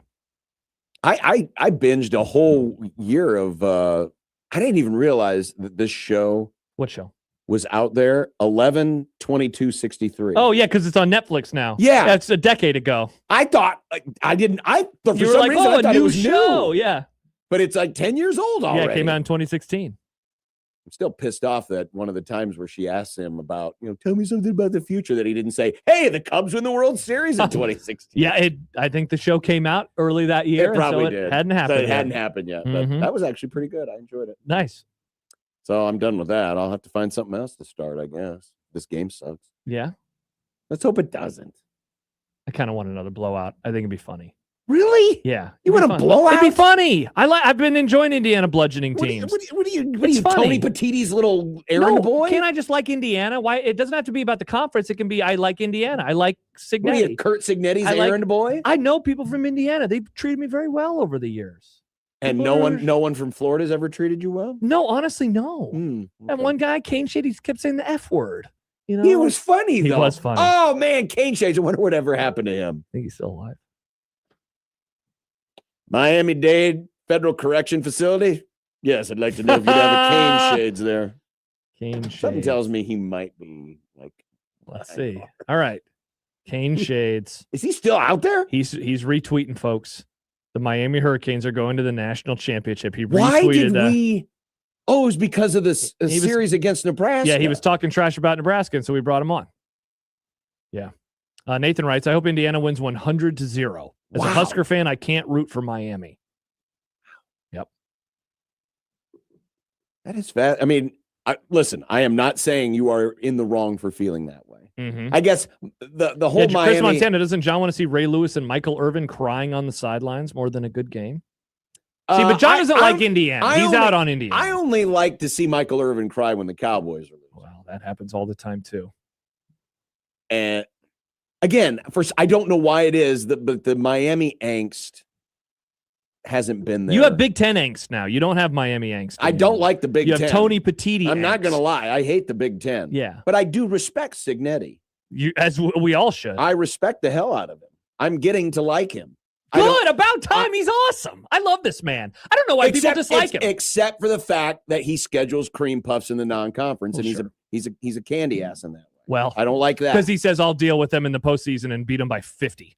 And he certainly has been doing that in the postseason. So that's why there's a part of me that would kind of like to see him now. D'Lo says, hard for Rule to break Indiana's 20-plus win streak if they lose tonight. Yeah, did you see this? One of the way too early top 25s, which are already popping out, which is distressing. This is a tomorrow topic. No, it's a never topic. On3 had one, and 5 of Nebraska's opponents next year are on the way too early. So if you were worried about the topic that John and the graphic that John will make of all the losses, get ready. It's gonna get to grow in 2026. It will get to grow. Yeah, there's plenty of fertilizer to help it grow. Mm-hmm. We'll be back. Hey, along those lines, a couple responses that I wanted to get to before we talk to Mitch about the Eckler stuff. Let's do that. And if you have a response, 402-951-1620 on the Prairie Flower Casino Zone hotline, we will continue with the Grum on 1620 The Zone.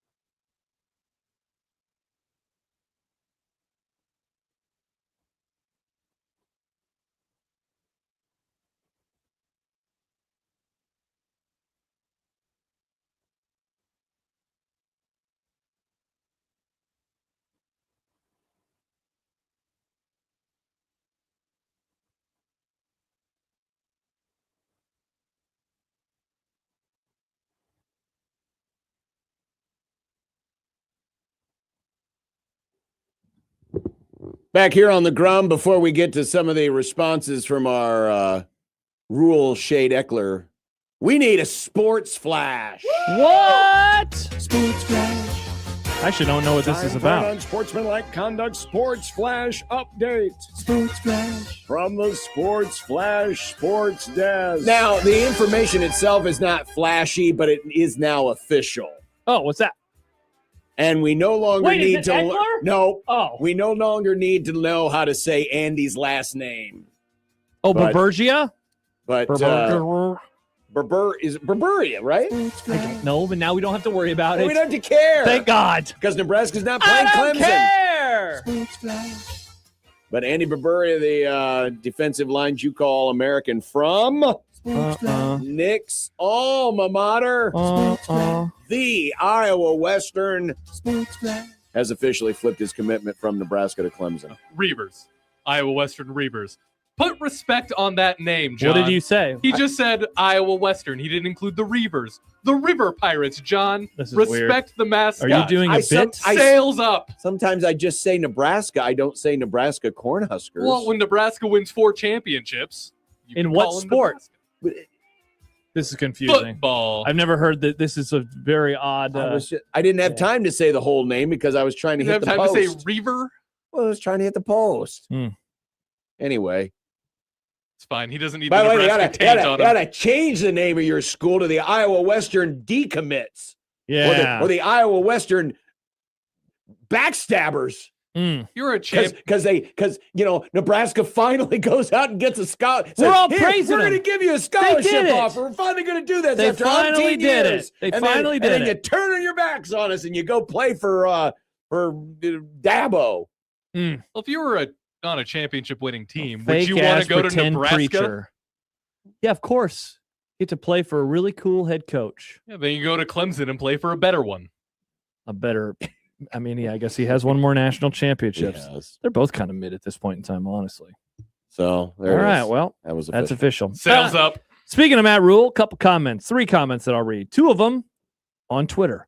Kyle writes, Rule sounds like a guy with his back against the wall that doesn't know who he can trust, or worse, can't trust anyone. He's very Rule versus the world sounding right now. Stan writes, the more Rule talks, the more he's pushing fans away. By the end, he'll be getting ran out of the state. And finally, Alex and Lincoln text in, what's annoying isn't that this is happening or that it was a clash of personalities, is how he is talking about Eckler compared to Foley, who he fired. He was not mean about firing Ed Foley last year. That is for sure. Well, he has certainly taken on the tact, and we didn't have it as part of it was a long answer that he gave. And I just took 3 different segments out that I thought were, emblematic of, the message that he was sending. But also that was one of the things that was in there was he did, or was it, maybe I'm conflating it because he had the interview with the CBS Sports guy, Zach Gelb show. That was when the Eckler stuff first started popping up. Yeah. Right. But he made the comparison of, he's a Nebraska guy, thought he wanted to be here. I'm a Penn State guy, but I want to be here. And so kind of playing that, I really want to be here, card in all of this. So, I mean, part of this is him trying to galvanize support, engender everyone in the masses to say, hey, I want to be here. Yeah. You want to be here. If you're going to be here, you got to want to be here. And while I do understand that, it does not that I think a lot of people are, if they're upset about Mike Eckler leaving, I think him being a Nebraska native isn't as big on the list. Thank you. I'm because I was like, am I missing something? No, I don't think that. I mean, it's the fact that he was the guy that came in, turned the special teams around from, again, poop to silver. Okay. Turn it into a precious metal. Obviously not Iowa gold. Yeah. Or at least a bronze. But pretty damn good. Which is close to a poop color. Pretty damn good. Yeah. And that person is leaving. And it's coming off of the end of the season. And it is coming off the end of the season. And the vibes of everything are terrible right now. And the way in which he's talking about him is very strange and unnecessary. I do think, I mean, that's that again. And I'm trying not to dogpile too much. But I'm perfectly fine with Rule addressing it. I am. I'm glad he did address it. I just don't think it does him any favors to kind of push this idea of, well, he wanted too much, or he wasn't about us. Yeah. Or, it's about the glory of the special teams coach and not of the team. It's like, I mean, special teams were better. They were way better. So they were like better. the worst, and then they were well above average. Well above average. And then the bizarre thing to bring up the idea of they were going to return every kick in the bowl game. Yeah. Sure. Did that work? No. In a freaking bowl game. Why are we using that? Well, that's what they're using for the running back room. So apparently they put a lot in this bowl game. We don't even have that. Well, that is a mistake. Period. We haven't even played that clip. That is a mistake. Yep. So stop using the damn bowl game as your example. Correct me if I'm wrong, but when Rule was first hired on, didn't he champion transparency? I'm going to bring transparency to you from the program. Was that one of his talking points? I don't remember. It wouldn't surprise me. Because I wonder if him being petty like this is also his way of thinking he's being transparent instead of just not saying weird things like this. He feels like he needs to say weird things like this. I don't know about the transparency part, but he did when he was introducing the podcast, said unfiltered or any of those buzzwords. I got a lot of things to say, and I'm going to say them. Yeah, I might be conflating those two things. You could be, but I mean, it's in the same ballpark. Alex writes the running back situation is going to drive me insane. Yeah, we don't have time for that right now, but yeah. And I'm gonna handshake me. And listen, I'm going to withhold judgment. Yeah, I'm not on the running back room just in case maybe somebody. Well, I was going to say tonight. Hey, I was going to say is on the hook. If tonight, just in case. if tomorrow, if suddenly it's like Marty Brown's coming to Nebraska, I will absolutely change my tune. Going off of what he is saying though, right now, that doesn't seem to be the plan. Yeah. I hope he's lying. I really hope he's lying. I don't get it. I don't understand it. I don't understand it. It doesn't make sense to me. No. But I know that we debated it with Michael a little bit last week too.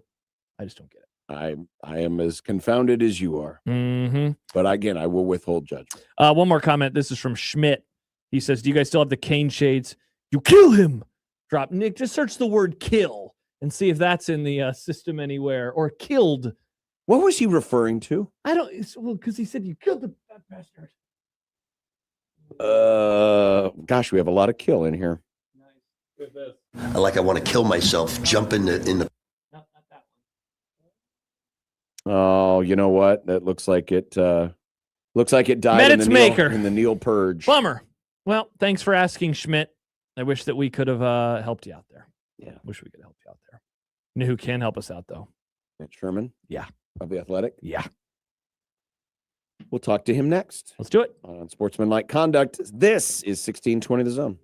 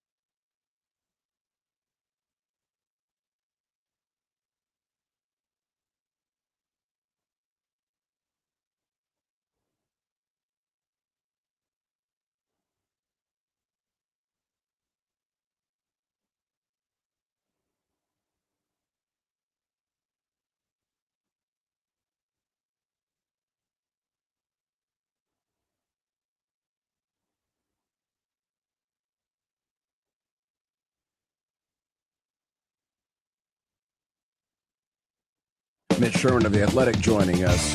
Hello, guys. The intent that he had in putting this staff together will overrule all of that, no pun intended. Yeah, you've got to get bigger and bolder every time, right? Call Mitch. Call Mitch. Call Mitch. Call Mitch.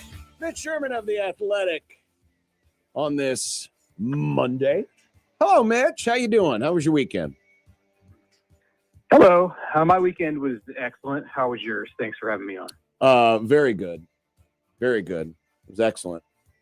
It was nice to have some relaxing time off until Sunday night. I was thinking about that, how, like, because of it being a Friday game, how awesome that had to be for you. You were like, whoa, I have my weekend. I do. That's awesome. Yeah. Because you probably don't have one of those for a while I now. was able to watch our movie, and then there was a lot of football on, and had some delicious food. It was good. It was a good weekend. So that sounds great. It was. And then when your favorite team wins to end the weekend, it's perfect. Perfect.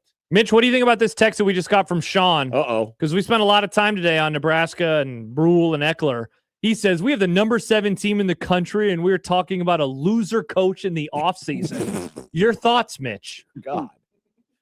Well, we're always going to talk about football. Uh-huh. Yeah. That's the age-old debate. This debate could really get hot this year in the next few weeks. I'm surprised it hasn't already flared up in some other places. Like, why aren't you talking more about basketball? And we're at least I am, and I know that my conversations with people around Nebraska and the Nebraska sports environment are very much about basketball. Now we're coming out of this stretch in football that is as important as any time on the calendar when you're not dealing with actual games on Saturdays. There's this transfer portal and coaching movement period is as notable and newsworthy and as important, especially this year, I think, because of the way the season ended. So this is Nebraska, and football is always going to be at the among the most important conversations. But hey, I'm completely in agreement about basketball, and it cannot be talked about enough right now. Could I make the argument, and this is actually a good thing, that, and I'm more referring to the last couple of games and the next couple of games, because they're not going to play a heavy opponent until Michigan again. That next week they're just steamrolling people so much that they're not giving us much to say other than, hey, wow, they're really good. Wow, they're really good, and we're in that weird spot now. Here we are, we're in mid-January, and we're going to probably talk about this a little bit later. There's been some kerfuffle about, should Nebraska be considered a 1 seed by the bracketologists and all that. Nice. It's like we're in we're like mid-January. We're still a long ways away from that actual conversation. So we're in kind of this weird little zone where Nebraska's just been uniquely dominant, and they haven't given us much to talk about. We haven't had to talk about any controversial officiating or any decisions or anything like that, because Isn't that amazing? This team's been a wagon. Isn't that amazing how good the officiating is when your team's 18-0? See, that's why Jack Mitchell, I think, is secretly miserable, because he hasn't had a chance to complain about the officials very much. There's been no conversation about the officiating. None. Like the first time that I can ever remember around Nebraska basketball. And John, as you know well, we're all guilty of that. When things are hairy and things are close, like you notice the officials a lot more. No matter what team it is. This is not exclusive to Nebraska. No, absolutely not. It's also crazy to think that there are any games on the schedule for Nebraska in the Big Ten that are viewed as just throwaway. Like, well, that's a win. And I think that's how a lot of people looked at the 2 games last week, which strange. One of them was against Oregon, which is historically so much better than Nebraska. And then the other one's a road game. So any road game, I realize Northwestern has not been good in the Big Ten, but it's a good player. And generally historically, that's a team that gives Nebraska all kinds of trouble. Correct. So same story this week. Again, Washington's down, and then Nebraska hasn't had success going into Minnesota. Like how are we sitting here saying, oh, well, chalk that one up as a win. They're going to be 20-0 going to Michigan, but that's kind of how I feel. I think that's kind of how most people feel about this. And Yeah, at this point now, it's just such a wild story that you're waiting for that stretch. I think which begins in a week when the Huskers have Michigan and Illinois and Purdue over a 4-game period, and that's going to be the next big test. I mean, there have been many times this year where I've thought, all right, well, this has been fun, but now is when the reality sets in, and at least they're going to get a loss, and then you can start to like reset expectations and figure out what this team is going to be like in March. And that day has never come. They've just continued to win. And I'll definitely, if Nebraska makes it through this week unscathed, I'll definitely be looking at that 4-game period where they have 3 top 15 teams as, all right, here's where the what hits the fan. They're going to finally have some adversity. We're finally going to be talking about something with some meat on the bone. And of course, Nebraska's been in competitive games. They took a buzzer beater to win at Illinois, but sure, it's been a few days since something like that happened. I do not expect that we'll get to the end of that Michigan, Illinois, Purdue stretch and still be talking about Nebraska as an undefeated team, but we probably still will be talking about them as a like a top 10 team and a potential 2 seed or maybe even a 1 seed. And so, Mitch, you're right on that. What do you think about the fact that we keep asking the question, and it's we're not really asking, are they going to win their first tournament game? It's more of like, yeah, they're probably going to do it. And yet, as one of our commenters just mentioned in our YouTube chat, Sam, most schools, when they start 18-0, are talking Final Four. And yet we're still like, yeah, so can they win that first tournament game? I wonder how you think that does or doesn't affect the team the longer this goes on. Like, there's a part of me that thinks, wow, because they keep playing and winning all these games, this is in a way going to prepare them for NCAA tournament pressure, because getting this far into the season without a loss, like, that is a pressure unto itself. I think Hoiberg's just taking that all on himself. Like, I think he's shielding the team from feeling that kind of pressure and doing a great job. And it really helps that they have Brink and some others who are fantastic. Sam Hoiberg. You can put Jacobson in that category. I think you can put Jamarcus Lawrence in that category. They've got all of these guys who are so savvy in the ways of college basketball that they are not going to feel the kind of pressure that I think previous Nebraska teams would have. Even if you had a Nebraska team that ran off an unbelievable stretch like this, I think most all of them wouldn't have had like the emotional ability to just shake off the pressure. And I haven't seen that at all on the court or away in the limited amount of time that I've been around them, which granted has been very limited. But I was there last Tuesday night, and I definitely noticed that there's not a whole lot of just like hanging around. Like, when it comes to the media, which is where a lot of that stuff is going to come from, the questions, and they're going to pop up when it gets closer to March, but they're in and out. It's very businesslike. And, Fred was quick to get his guys in and out of there, especially with Braden Frager on stage last week. Like, they just don't need any distractions. And I think he's just kind of taking that all on his shoulders right now and shielding them from, as best he can, feeling that. And we'll see if they're able to extend that into March. When it gets to the week of the tournament or the week before the tournament, when they go to the Big Ten tournament and they're really getting ready, they get to their site. They could be a 1 seed and people are still going to be nervous because it's Nebraska. So It'll be interesting to see how well Hoiberg is able to continue to do what I think he's doing masterfully right now. Mitch Sherman joining us on the Prairie Flower Casino Zone hotline. So we've spent some time here on the Grum today talking about the comments Matt Rule made on Friday night regarding the possible departure of Mike Eckler. Did those comments to you come across as maybe exposing that there was a bit of a personality clash between these two gentlemen the last year? I mean, it seemed that way, but I'm hesitant to completely read into it until there's like another opportunity. And there may not ever be another opportunity. Like, Rule might have done that, and he talked on the Zach Gelb show earlier in the week. And those might be the 2 times in those controlled environments where he says everything that he needed to say about Mike Eckler. After listening on Friday, though, I didn't think we were going to get to Monday at this point in the day and have Mike Eckler still no announcement yet about, or no like breaking news. Mike Eckler has accepted the job at USC. I wonder what the holdup is there, to be honest. Last year Eckler was rumored for quite some time to be in the mix and the leading candidate and the favorite and, expected to get the job at Tennessee.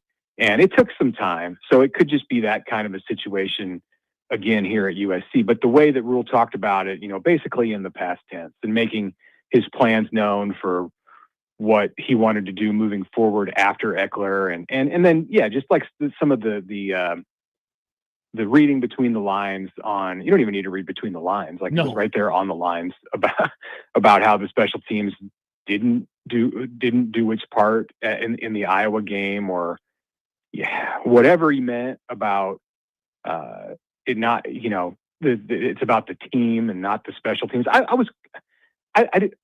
can tell you what I think that sounded like, but I don't really know what he meant by that, unless I had an opportunity to ask Rule for some clarity on what he was saying there. So what did you think it sounded like? Because to me, I mean, it's like, so, like you said, it's so on the line that it's like, I can't think of anything other than like a culture clash of those guys just not jiving together.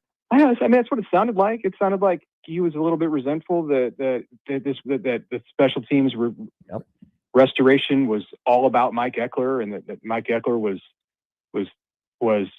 reaping the benefits, or was getting all the praise, and that Rule would have preferred that it not be that way, but I don't know. That's just what it sounded like. I mean, he put it out there, and I think he has to accept that, like, people are going to interpret that in that kind of a way, because it certainly is easy to interpret it that way.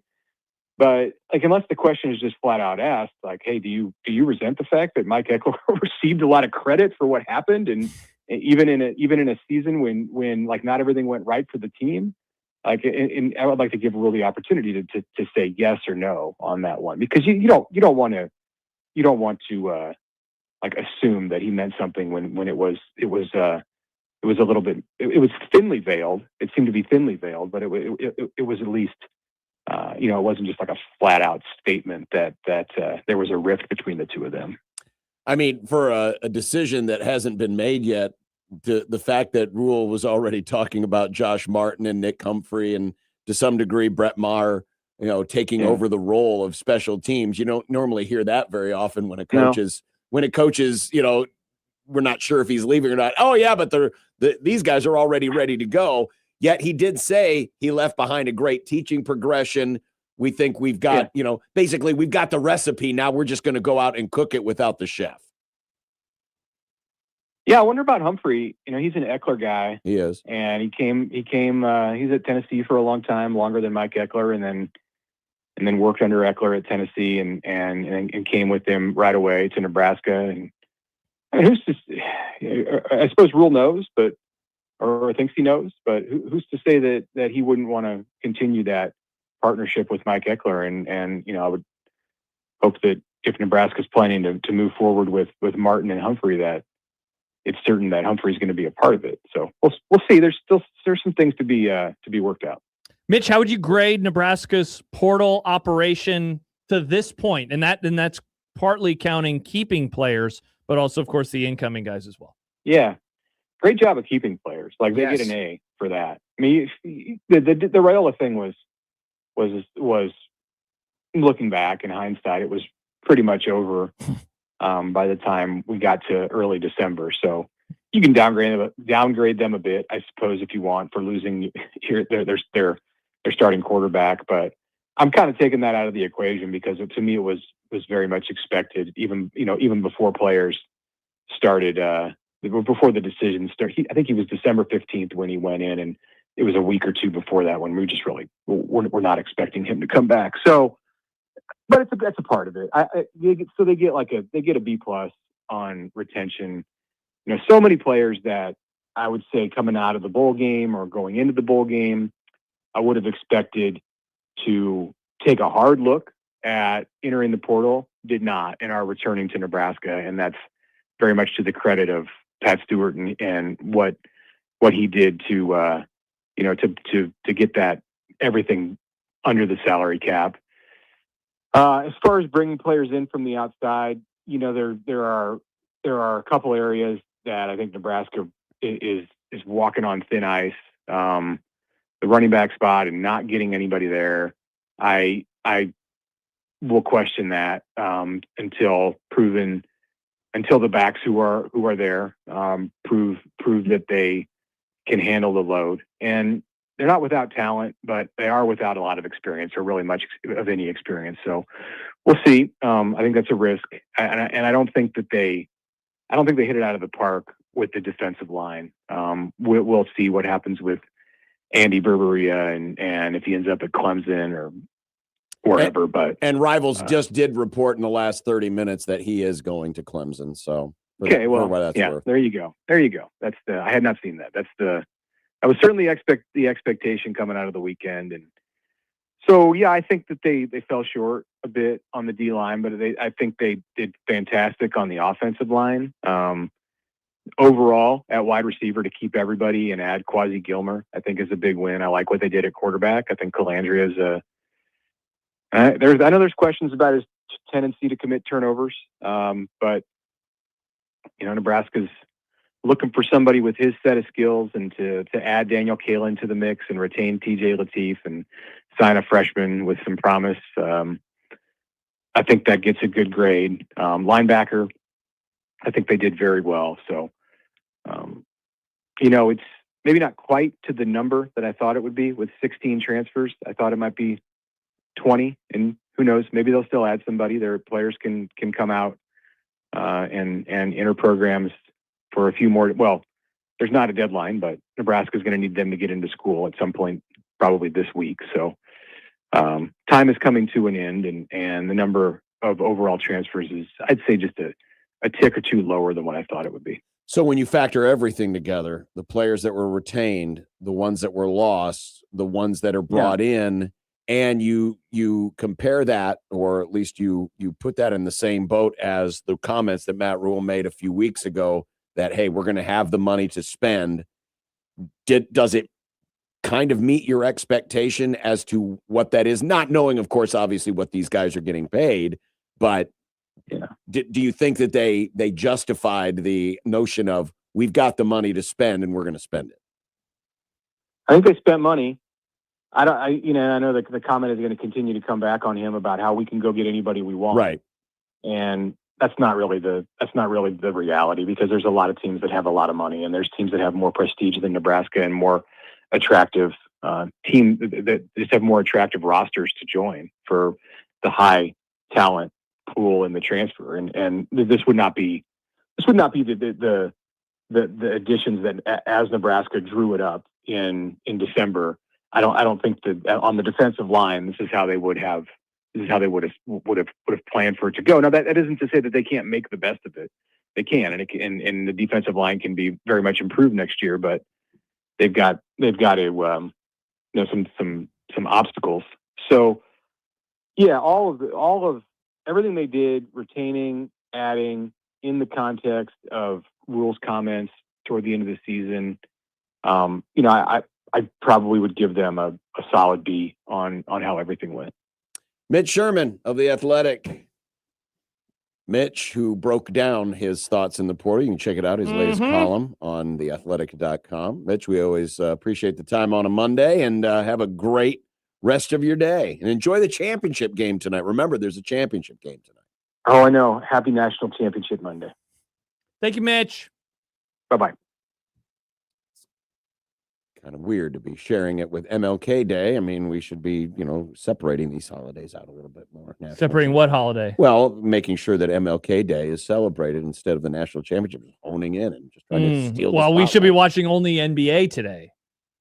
Is that what you're saying? Will you make that promise? No, of course not. I'm not an idiot. In tribute of Dr. King, I'm only going to watch the NBA. I would never say such a thing. I can say this, though. We need another sports flash. Uh-oh. Sports flash. Time for an unsportsmanlike conduct sports flash update. Sports flash. From the Sports Flash Sports Desk. Another vacancy in the National Football League has been filled. Oh, filled. I thought you said another vacancy was being created. Nick's it's like, now what? Dolphins. Whoa. Have hired their man. The man's name, John? Do you want to know what the man's name is, John? Is it Sports Flash? To his dad? No, it is not. That would be an interesting hire. Maybe it wouldn't surprise me. It'd be the first time, it'd be one of the few times in the modern era a coach would go after a kid like that. Must spank him for throwing that interception. Kenneth guesses it's Dayball. No, it is Who not. is it? It is Jeff Hafley, the artist formerly known as the defensive coordinator of the Green Bay Packers. A lot of Packer fans are like way sad about losing Hafley. And I'm like, I mean, they were like good. They had Micah Parsons. Like, is it because of Hafley or because they had Micah Parsons? Like, I don't know. I'm surprised at the number of Packer fans who are like, this is a huge bummer. Well, we lost Jeff Hafley. Again, they're upset that they're not losing their special teams coach. Well, yeah, they definitely are. Why didn't you take him? Yeah. Why did you take Rich Bisaccia? Please take Rich Bisaccia. He's too good of a coach. You got to keep him in Green Bay, I guess. So Hafley is going to the Dolphins. Sam asked Bieniemy. So Bieniemy is the new offensive coordinator for the Chiefs. Meet your new offensive coordinator. Same as the old offensive coordinator. Yeah. Tyler says the former Boston College head coach. I don't believe it. It is indeed him. That is true. He is the new head coach of the Miami Dolphins. So the Dolphins are doing the whole, we had an offensive guy last time, so now we got to go to a defensive guy. So that's what they're doing. Here's my initial gut reaction. You don't know who this is. I don't. Yeah. But will he help the O-line? Because that's the thing that's needed help forever. I mean, the Dolphins, that's why Tua became Mr. Scrambles.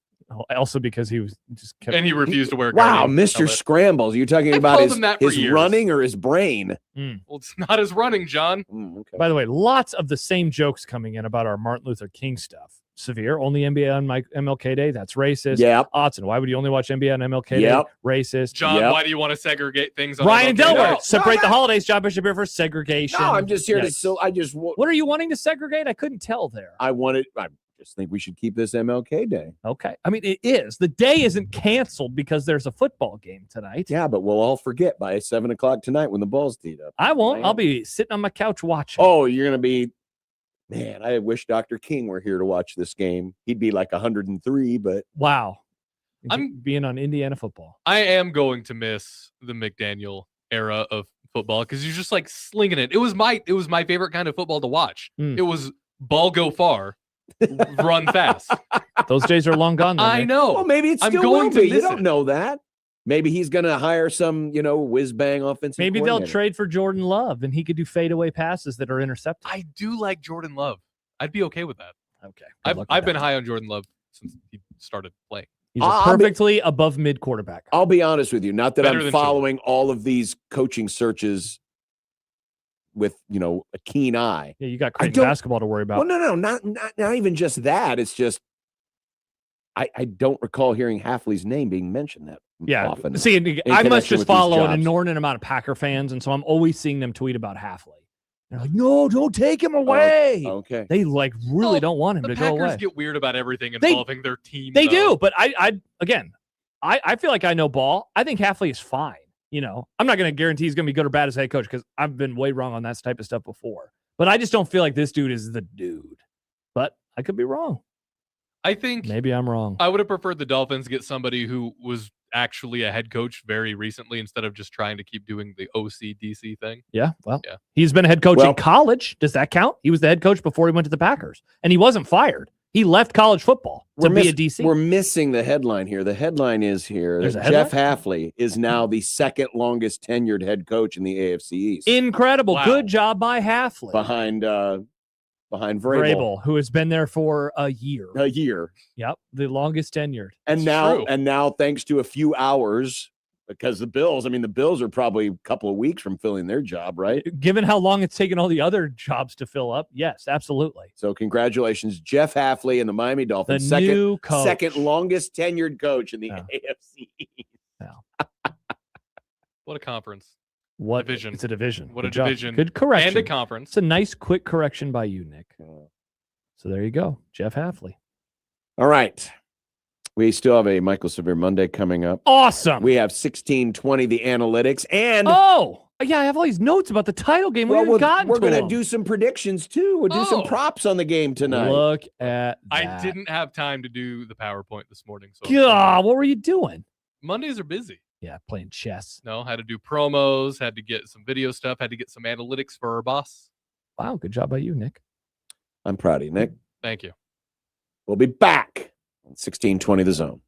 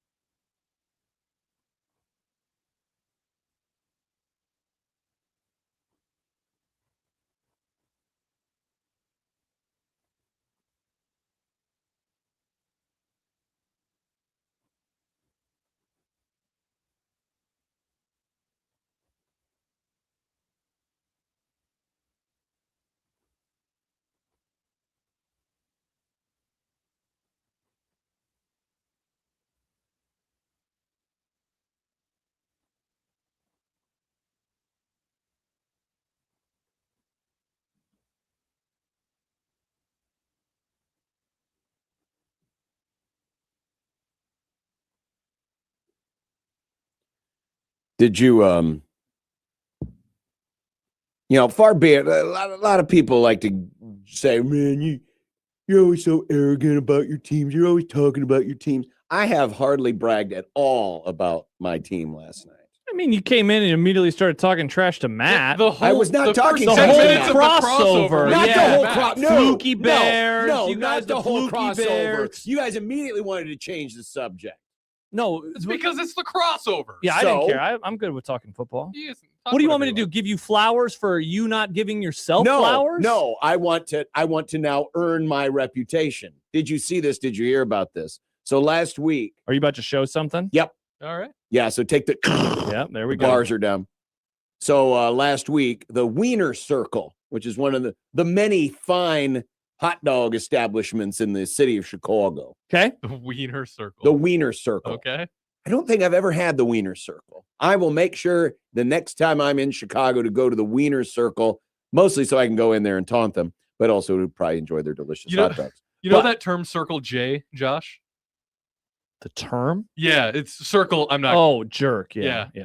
That feels like what Wiener Circle is. Anyway, like the PG version. Yeah, anyway, they've been noted in the past, like a lot of businesses do. They put up, score predictions. Sometimes score predictions, but sometimes just quippy little shots taken at the other team. Sure, I've seen this before. I've seen this and heard about this. So their thing on their billboard was coming Sunday, Silence of the Rams. Get it?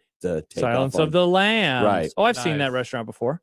Well, after the game last night, the intrepid folks that's of pretty the, funny. Of the Rams oh no, what that's PR, oh boo! PR department. And they changed it to an L. Yes, they put out a sign that said "Now playing bad news," comma. They also called it Weenie Hut Juniors, which is a SpongeBob reference, a very funny SpongeBob reference. Yeah, man, getting to explain jokes has to be so fun. Mm-hmm.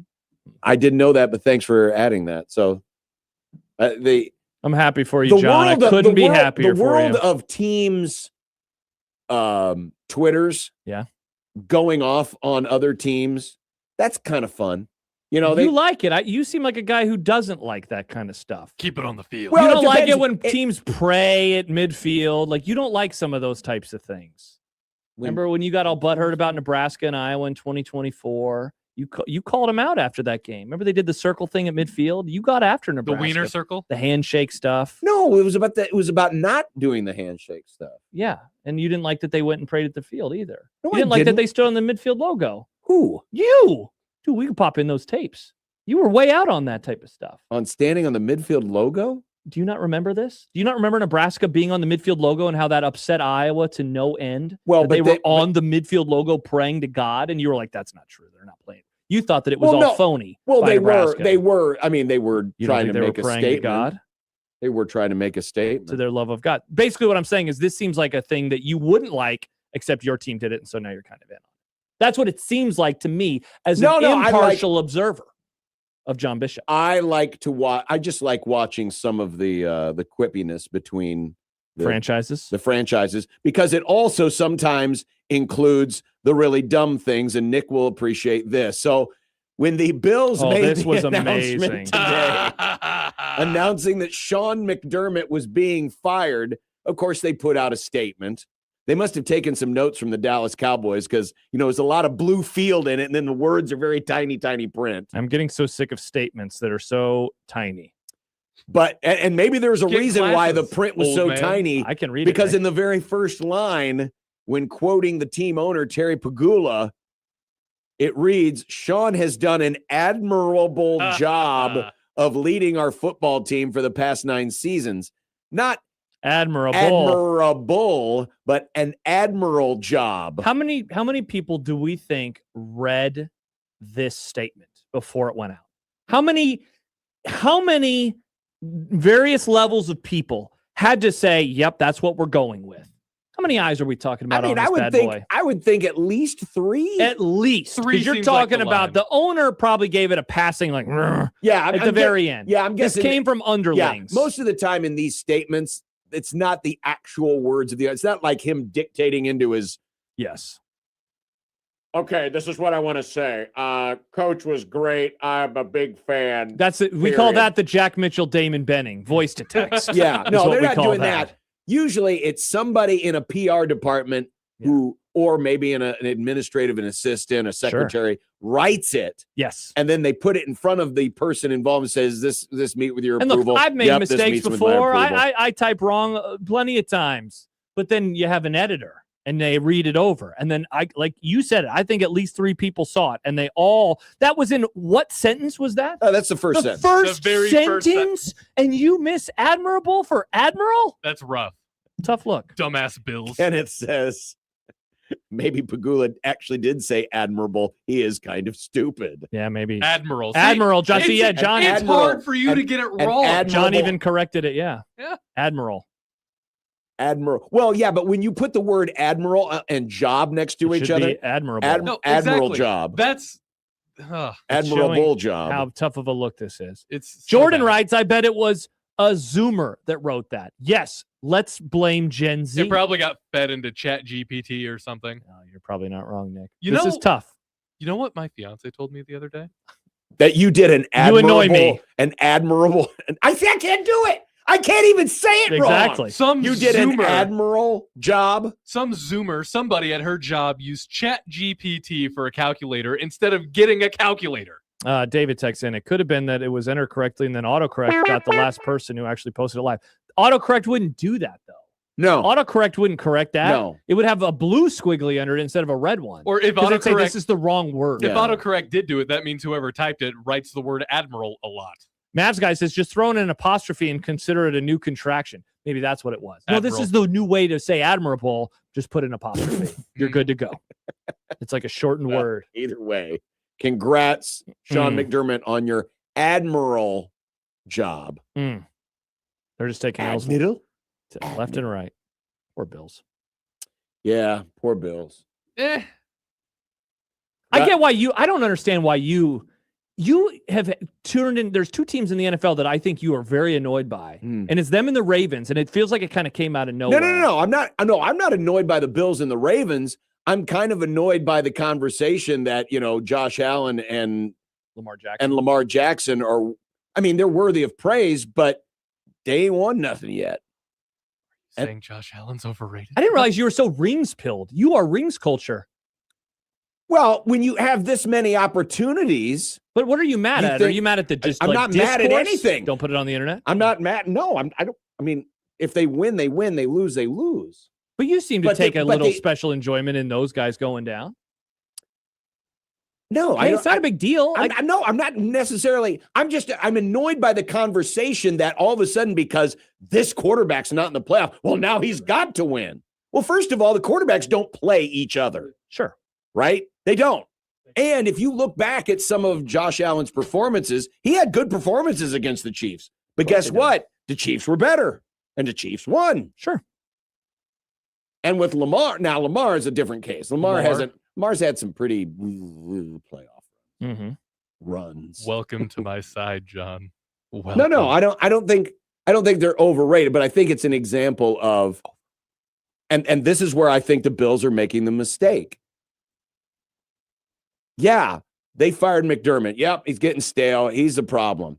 The real problem might be the guy in the front office who's now going to be hiring the next coach, because he's the guy that didn't put a great team around Josh Allen this year, especially in a year where Josh Allen was not Josh Allen.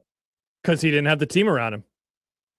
Exactly. Team was a lot lesser this year. They had a great run game. It's amazing. I mean, if we're talking 6 years ago, this is the Matthew Stafford conversation. See, so is it about that?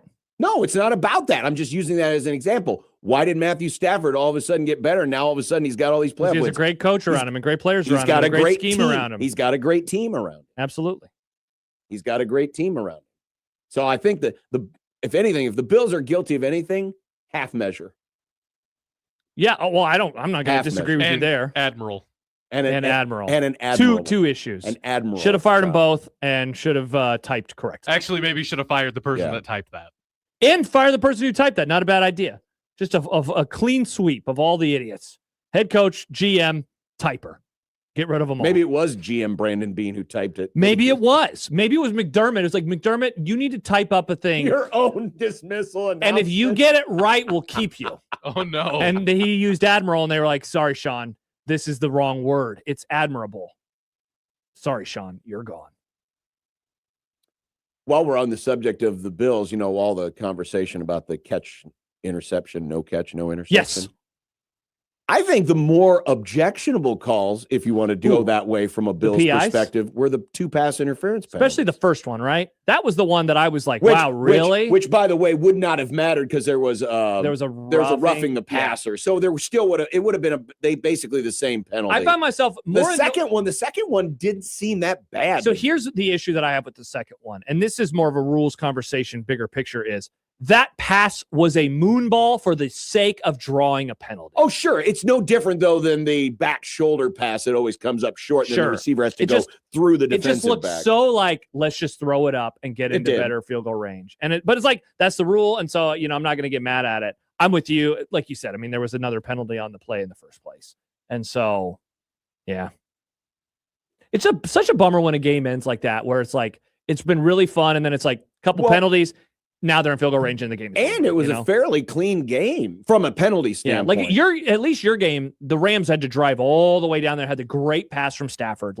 And then they drove and they got into that range and then they took care of business. The other one, I was like, really? It's like a couple PIs and then a personal foul, and it was essentially an extra point. And it's just it's just a bummer. Even when the Eagles lost to the Chiefs, as much as I enjoyed that, there was something that was taken out of it that it was like a penalty, and now they're already in field goal range. Bummer. And if it weren't for that penalty, maybe Bo Nix doesn't break his foot. Isn't that we haven't even mentioned that until 4:30. Bonkers. Absolutely bonkers. And talk about totally sucking the life out of an AFC championship game. My friend who's a big Broncos fan texted me in the middle of the Seahawks game and said, Bo Nix out. And I'm like, yeah, what happened? What? Yeah, I had no idea. I'm because I immediately switched to the other game. Yep, same. And there wasn't anything mentioned during the first half of that game. I'm like, wait, where did this happen? I was trying to remember. I was like, did he get hurt celebrating like Stephen Daly for Indiana?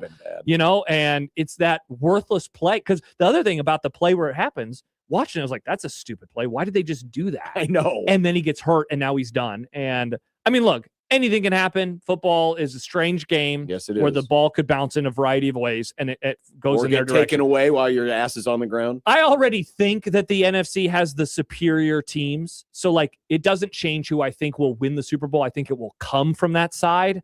But, I mean, it's a bummer that I feel like I'm going into this AFC game, and it's like, well, it's a Patriots game to lose. They're big favorites in terms of at this point in the season. It's a bummer. You don't want a game like this to happen, to unfold in this way, but maybe the Broncos will surprise me. It would make it more delicious now if the Broncos it'd be hilarious. Oh my gosh, it'd be so funny. Patriots have this is a house of horrors for the Patriots. It is. And listen, Denver, you're going to get at least 3 or 4 fumbles because that's what Drake May is good for now. He's Mr. Fumbles. He really is. I wonder what the weather's going to be like. That's the one saving grace for him, right? Is that the weather? I don't think it's supposed to be bad this weekend, and it has been the last couple of weeks. Yeah, it's sunny. Bummer.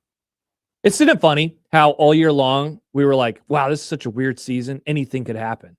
And then the teams that certainly in the NFC that for the most of the year we agreed were the best teams.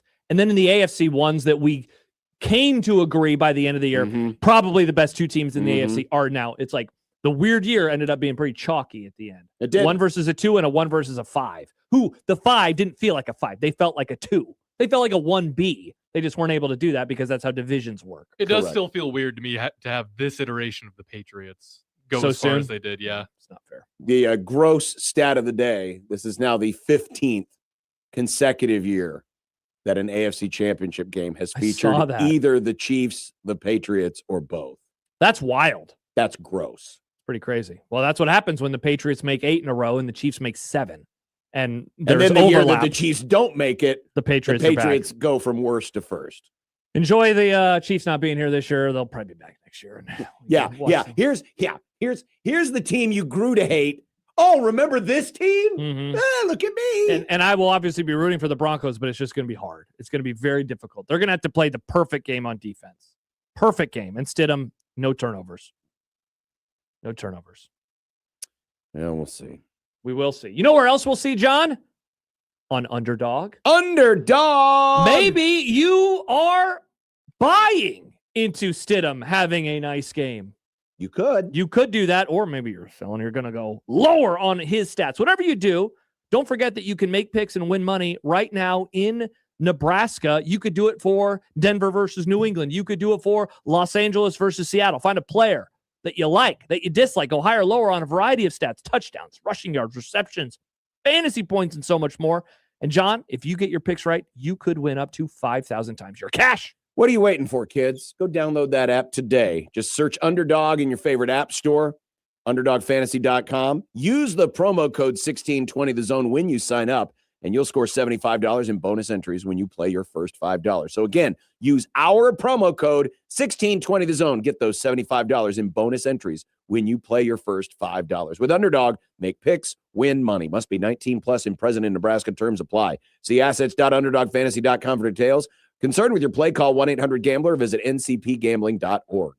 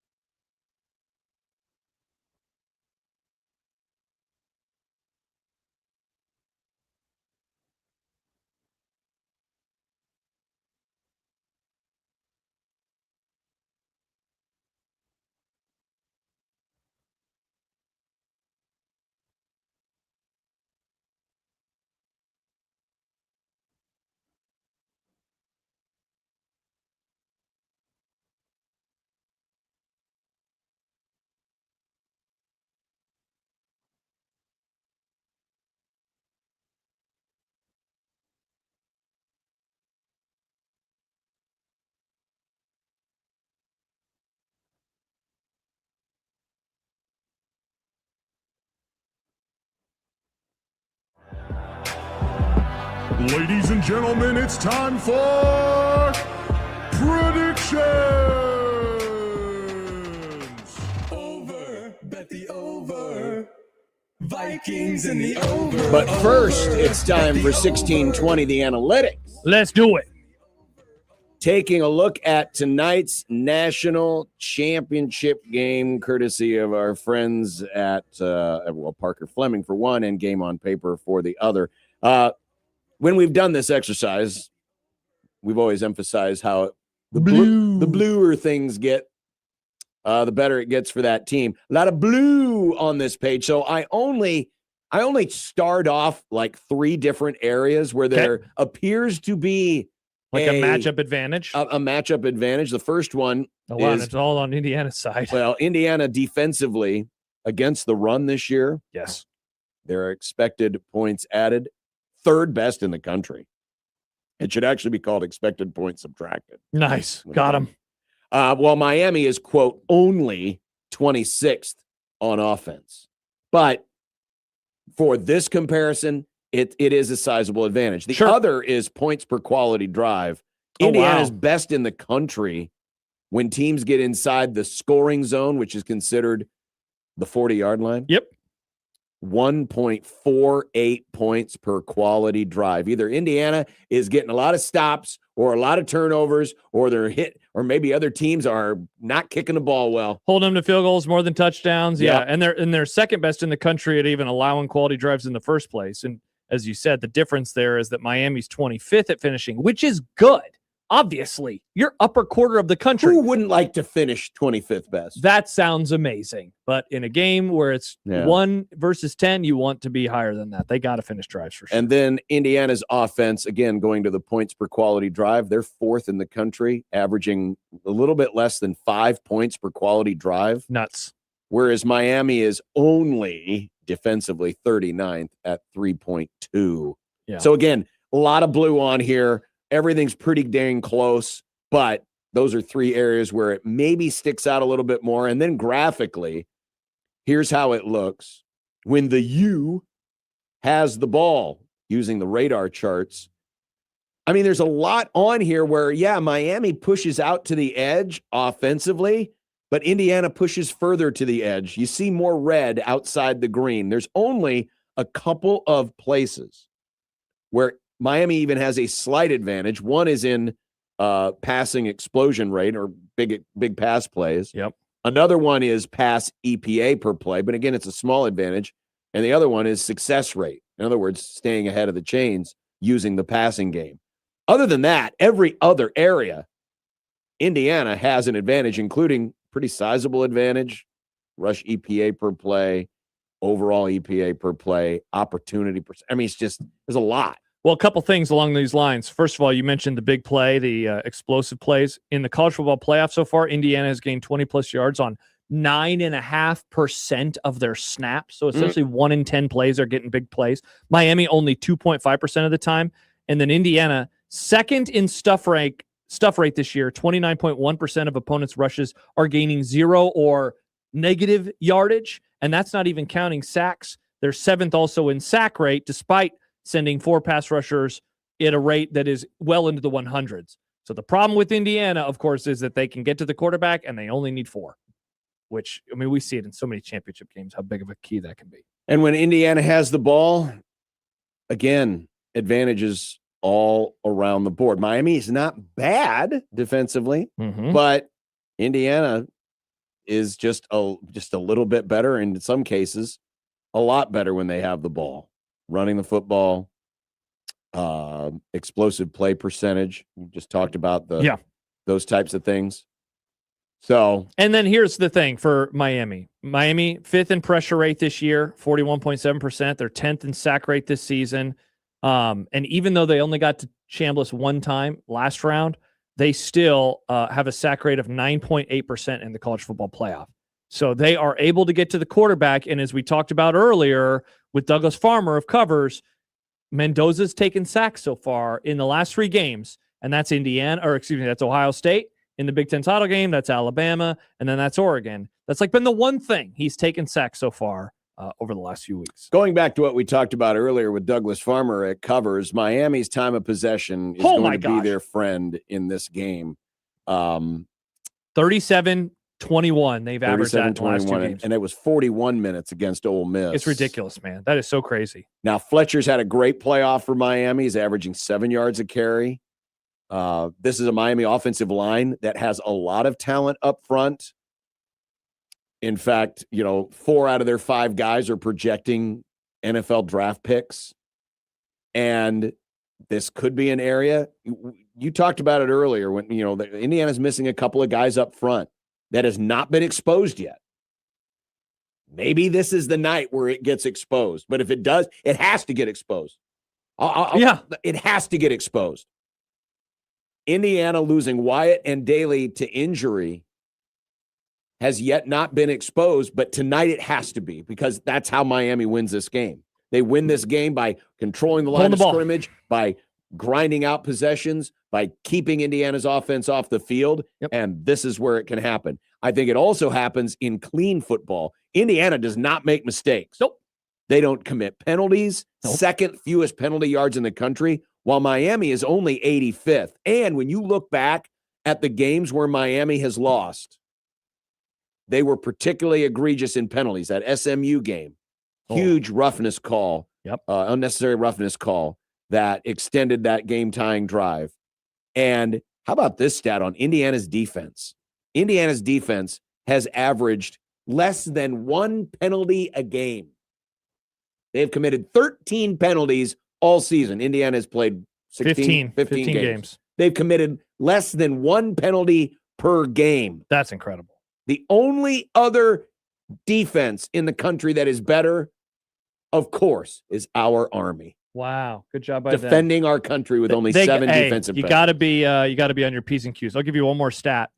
Hoosiers #1 in third down offense in the playoff, 58.2% conversion rate, which is up 10 percentage points. Oh, this is on the season rather. This is up more than 10 percentage points from last year when they were 13th. Miami, all told this year, 11th best at opponent third down conversions. They have to get third down stops, which would then lead into what we were talking about a couple of minutes ago, and that is time of possession. All right, before we get to Michael Severe Monday, here's some props. Okay. Ready for some props? Yep. Let's ready, Nick? Start, Nick. Oh. Passing, Fernando Mendoza, 21.5 yards over Carson Beck. This is passing yards. Mendoza. I'm going to go with Carson Beck because Indiana can run the football. I think Miami's going to run the football. I'm going to go with Mendoza here. Who will throw the first interception? Will it be Beck, Mendoza, or none? Beck. Or neither? Beck. You going to try steal a point? I'm going to go none. No picks. No Clean picks. game. Wow. Interesting. Or maybe it's a backup quarterback. The other Mendoza. The second Mendoza. Has hit the field. Rushing. We just mentioned Fletcher a moment ago. His line right now on Underdog, -8.5 yards versus Kalen Black of Indiana. I'll go against Black. I think you're going to go against Hemby. I'll go Fletcher. I'll go Black. I'm going to take Fletcher. Marty Brown rushing attempts. Why would I choose Marty Brown? Why would you? That's interesting. Marty Brown rushing attempts for Miami tonight. Over under 6.5. I'm going under. Under. Maybe it's because they're saving him for something. Elijah Surratt receiving yards tonight for the Hoosiers. Over under 58.5 yards. Under. I'm going to go over. Okay. First Indiana touchdown scorer. I'm going to go Charlie Becker. I'll go Omar Cooper Jr. I'll go Surratt. Elijah Surratt. So we all like a passing touchdown.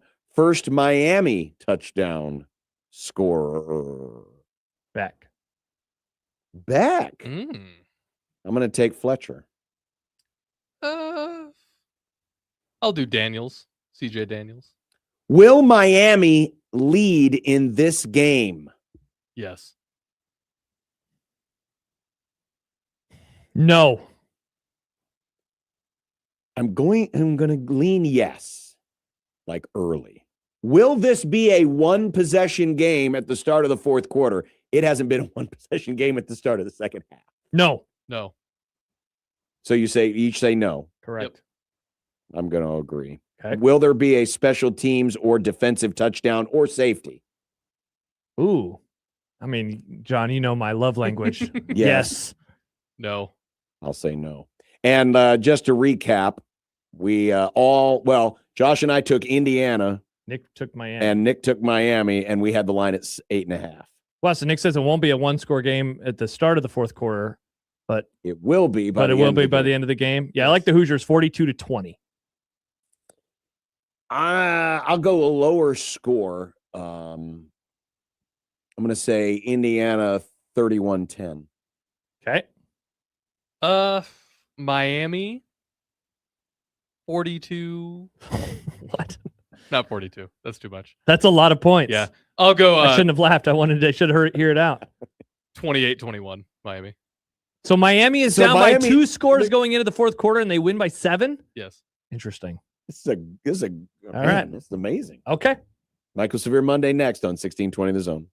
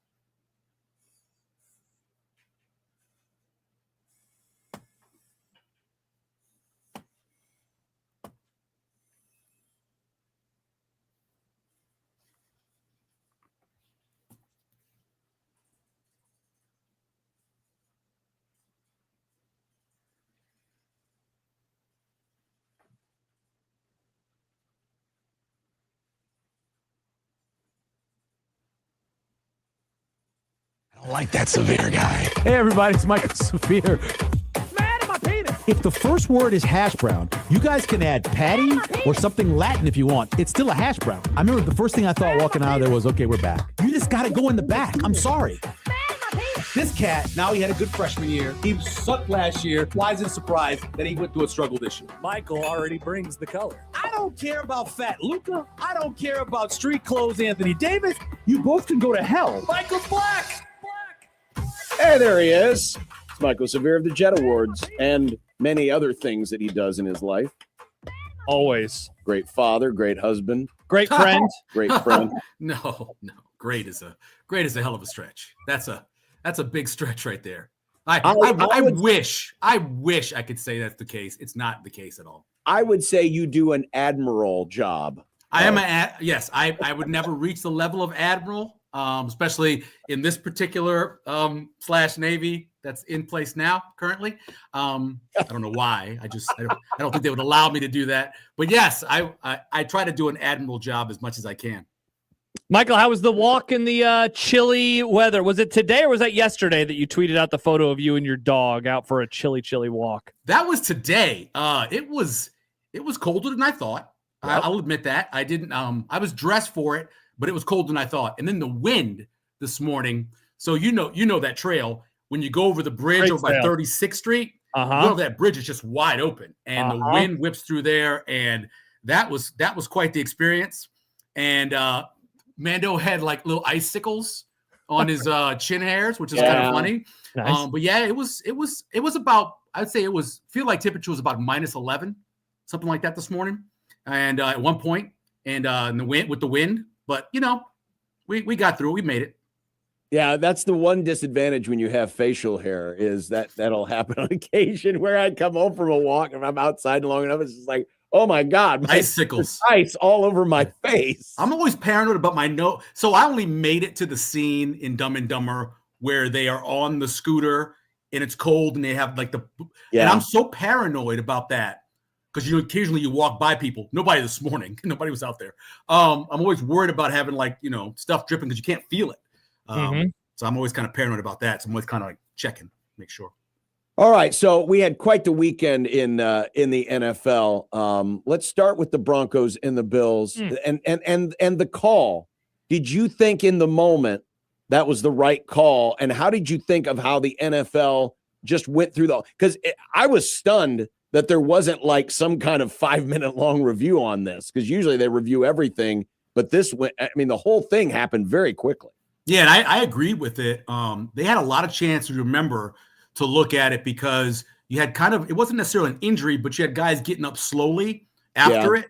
Because Brandon Cook stayed on the ground for a while. And so they had a little bit of time to look at it then. And then when they went to the little break where they're separating the teams and bringing them out, I thought it was the right call. I don't believe Brandon Cook's ever had great possession of the ball when he hit the ground. I do agree he had possession of the ball while he was in the air going to the ground. But when he hit the ground, I think it wasn't necessarily the defensive back pulling it out.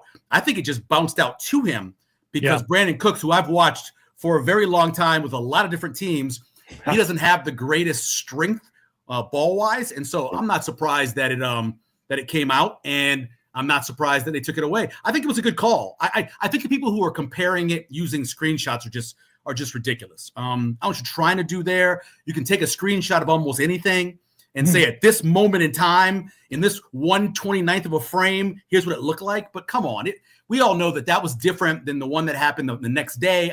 I don't understand what people are trying to prove with that. I know it's hard to figure out when it's a catch, but I would say out of 100 times, I feel pretty good about 97, 98% of the time. I feel pretty good about the call they've had, and I feel good about that one. I thought it was the right call. The best explanation was if you take the defensive back out. Yeah. And you just treat it like, all right, he hits the ground and loses possession of the ball. Yeah. You got to survive the ground. Wouldn't be a and in this case, Cooks did not survive the ground. Right. And instead of it going to the ground, it went to the defensive back. Right. Exactly. And so I thought that was the best explanation of it that I heard. And Sterator said that on Twitter. I would only say to him is I don't know if Brandon Cooks doesn't hold on to the ball if he doesn't have the defensive back right there on top of him. I think if he hits the ground, he can use his hands to bring it back in, right? But instead of being able to pull it back in, you got a guy there to take it away from you. So I don't know if he would have been incomplete, but certainly if it would have got away from him, it would have been ruled incomplete because you got to survive the ground, right? Michael, we spent some time earlier talking about the Sean McDermott decision by the Bills. And I think that this is like a very defensible move, right? Like I think things got stale and you probably need a new voice. John brought up, like, if you're going to do this, though, you should fire the GM as well, which I think that they should fire the GM. I wonder if it is possible to look at this decision and say whether they made the right or wrong move regardless of the general manager. Or if you do this, do you have to take out both him and the GM at the same time? Yeah, I don't think, and I'll first say that if you look at the Buffalo Bills pre-Sean McDermott, they were not very good. They were horrible. Weren't making playoffs. They weren't very good. And so he's done a wonderful job there. I understand making the move. I don't think you can have one of the best quarterbacks in football and just decide that you're not going to give him a number one wide receiver. I just don't understand that. And I get that the Diggs thing became untenable and they couldn't deal with the personalities and he had to leave. But that dude's sitting in the AFC Championship game with the Patriots now. You'd love to have him on your team. To bring Brandon Cooks in, who's been there, 5 weeks maybe, and have to be one of your top receivers. Coleman, who I always thought was, if he's anything, he's a number 2, maybe even a number 3. And I think he could be serviceable in the red zone, but he's not a number 1 guy. And as much as I like Shakur, he's not a number 1 guy either. And so your number 1 guy you believe was going to be Kincaid, who can't necessarily stay healthy. And that's an issue. Even though Cook is a really good running back, I look at it and I say to myself, you have to have a really good running back and at least a number 1 wide receiver. And that should fall back on the GM. That's something he's got to fix, whether it's through trade or drafting correctly. And that really, in the end, you can make fun of the 3 or 4 throws, that were missed in that game by Superman, as they call him. But when you've got to do everything and you got to be Superman, occasionally you're going to make a mistake or you're going to miss something. And I think that's what happened yesterday. He just was trying to do too much and missed a couple things. But yeah, I fired the GM for a number of things, but more than anything else, I'd fire him because he didn't give him a number 1 wide receiver. Yeah. We haven't hardly mentioned the second game. Not that there was really much to say. I mean, Seattle just absolutely crushed him from the jump. Yeah, literally the first play of the game. Literally the kickoff return, which of all the offseason, or not offseason, all the midseason moves, that one's probably been the most impactful because round pick. That literally won them. Well, it helped win them the second Rams game, which gave them the home playoff game in the first place. Right. And then, of course, the kickoff return that just jump-started everything.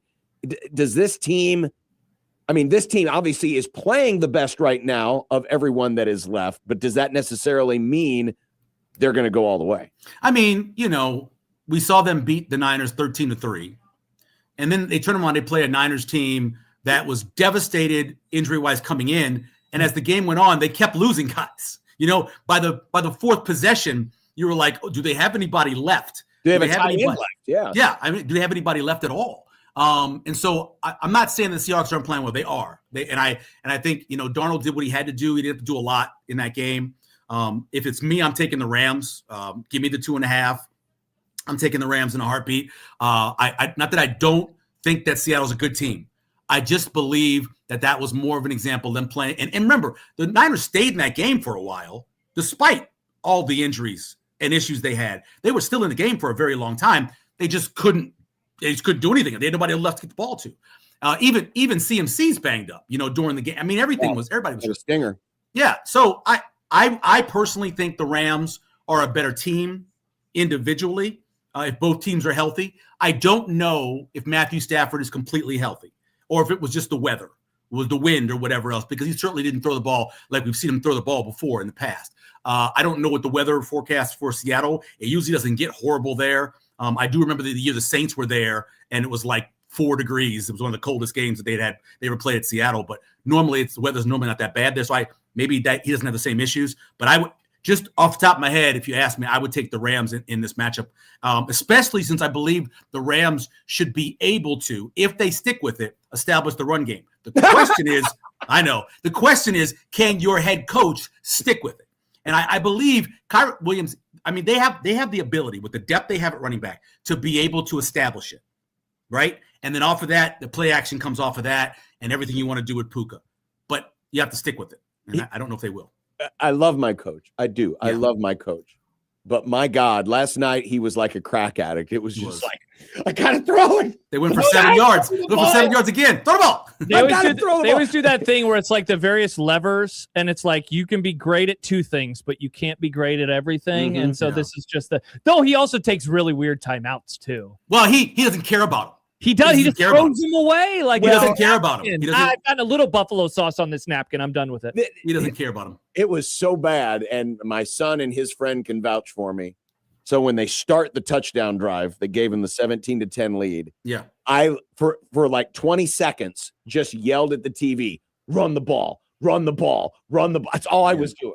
That's all I was so frustrated. So frustrated because it's like, oh, the Bears, they gotta stop the run. And of course, they were averaging 5 yards a carry. And I'm like, so why don't they do it? Yeah. Why are we throwing the ball with a quarterback who might have an iffy finger in cold weather? It didn't make it. It was weird to watch. It's weird. And we've seen it here, right? How many offensive coordinators have Nebraska had going back to Callahan where they would be establishing the run and it would look great, but no, I got this big playbook. I got to get deeper into the playbook and I got to do it. I got to run that reverse play to my 4th receiver, my 5th receiver. I mean, some of the calls that he makes occasionally, I just don't understand. And I understand he does set up for later in the game. Yes. He will run a play that I believe he knows won't do anything to run the counter off it later. And that's great. But it also could cost you the game. Yeah. Michael, we're trying to figure out this new NFL where I don't want to say changing of the guard because like the next season, all the regulars could be back in the playoffs at this point in time. But is there a world within like 2 or 3 seasons that we're agreeing collectively that these are the 4 best coaches in some order in the National Football League? Or is that too small of a number? Well, like, I believe go to like 5 or 6. Maybe, yeah, because I think the head coach in San Francisco is a really good coach. And if you don't believe that, I mean, just look at all the players they lost and how they continue to win games. I know they didn't have the hardest schedule in the world, but they still were winning games with, they're winning games with Mac Jones and not having your starting tight end and never having your number 1 wide receiver. And so I think he's pretty good. Comes from a pretty good lineage of coaches. But I think it's pretty close to that. I'm trying to think of other because it's funny because the Eagles won a Super Bowl with what people arguably could say is one of the worst coaches in the league, right? So I don't know if it's totally necessary to have a great coach. It's necessary to have great talent. It's necessary to have good coordinators, but I don't know if the head coach has to be great.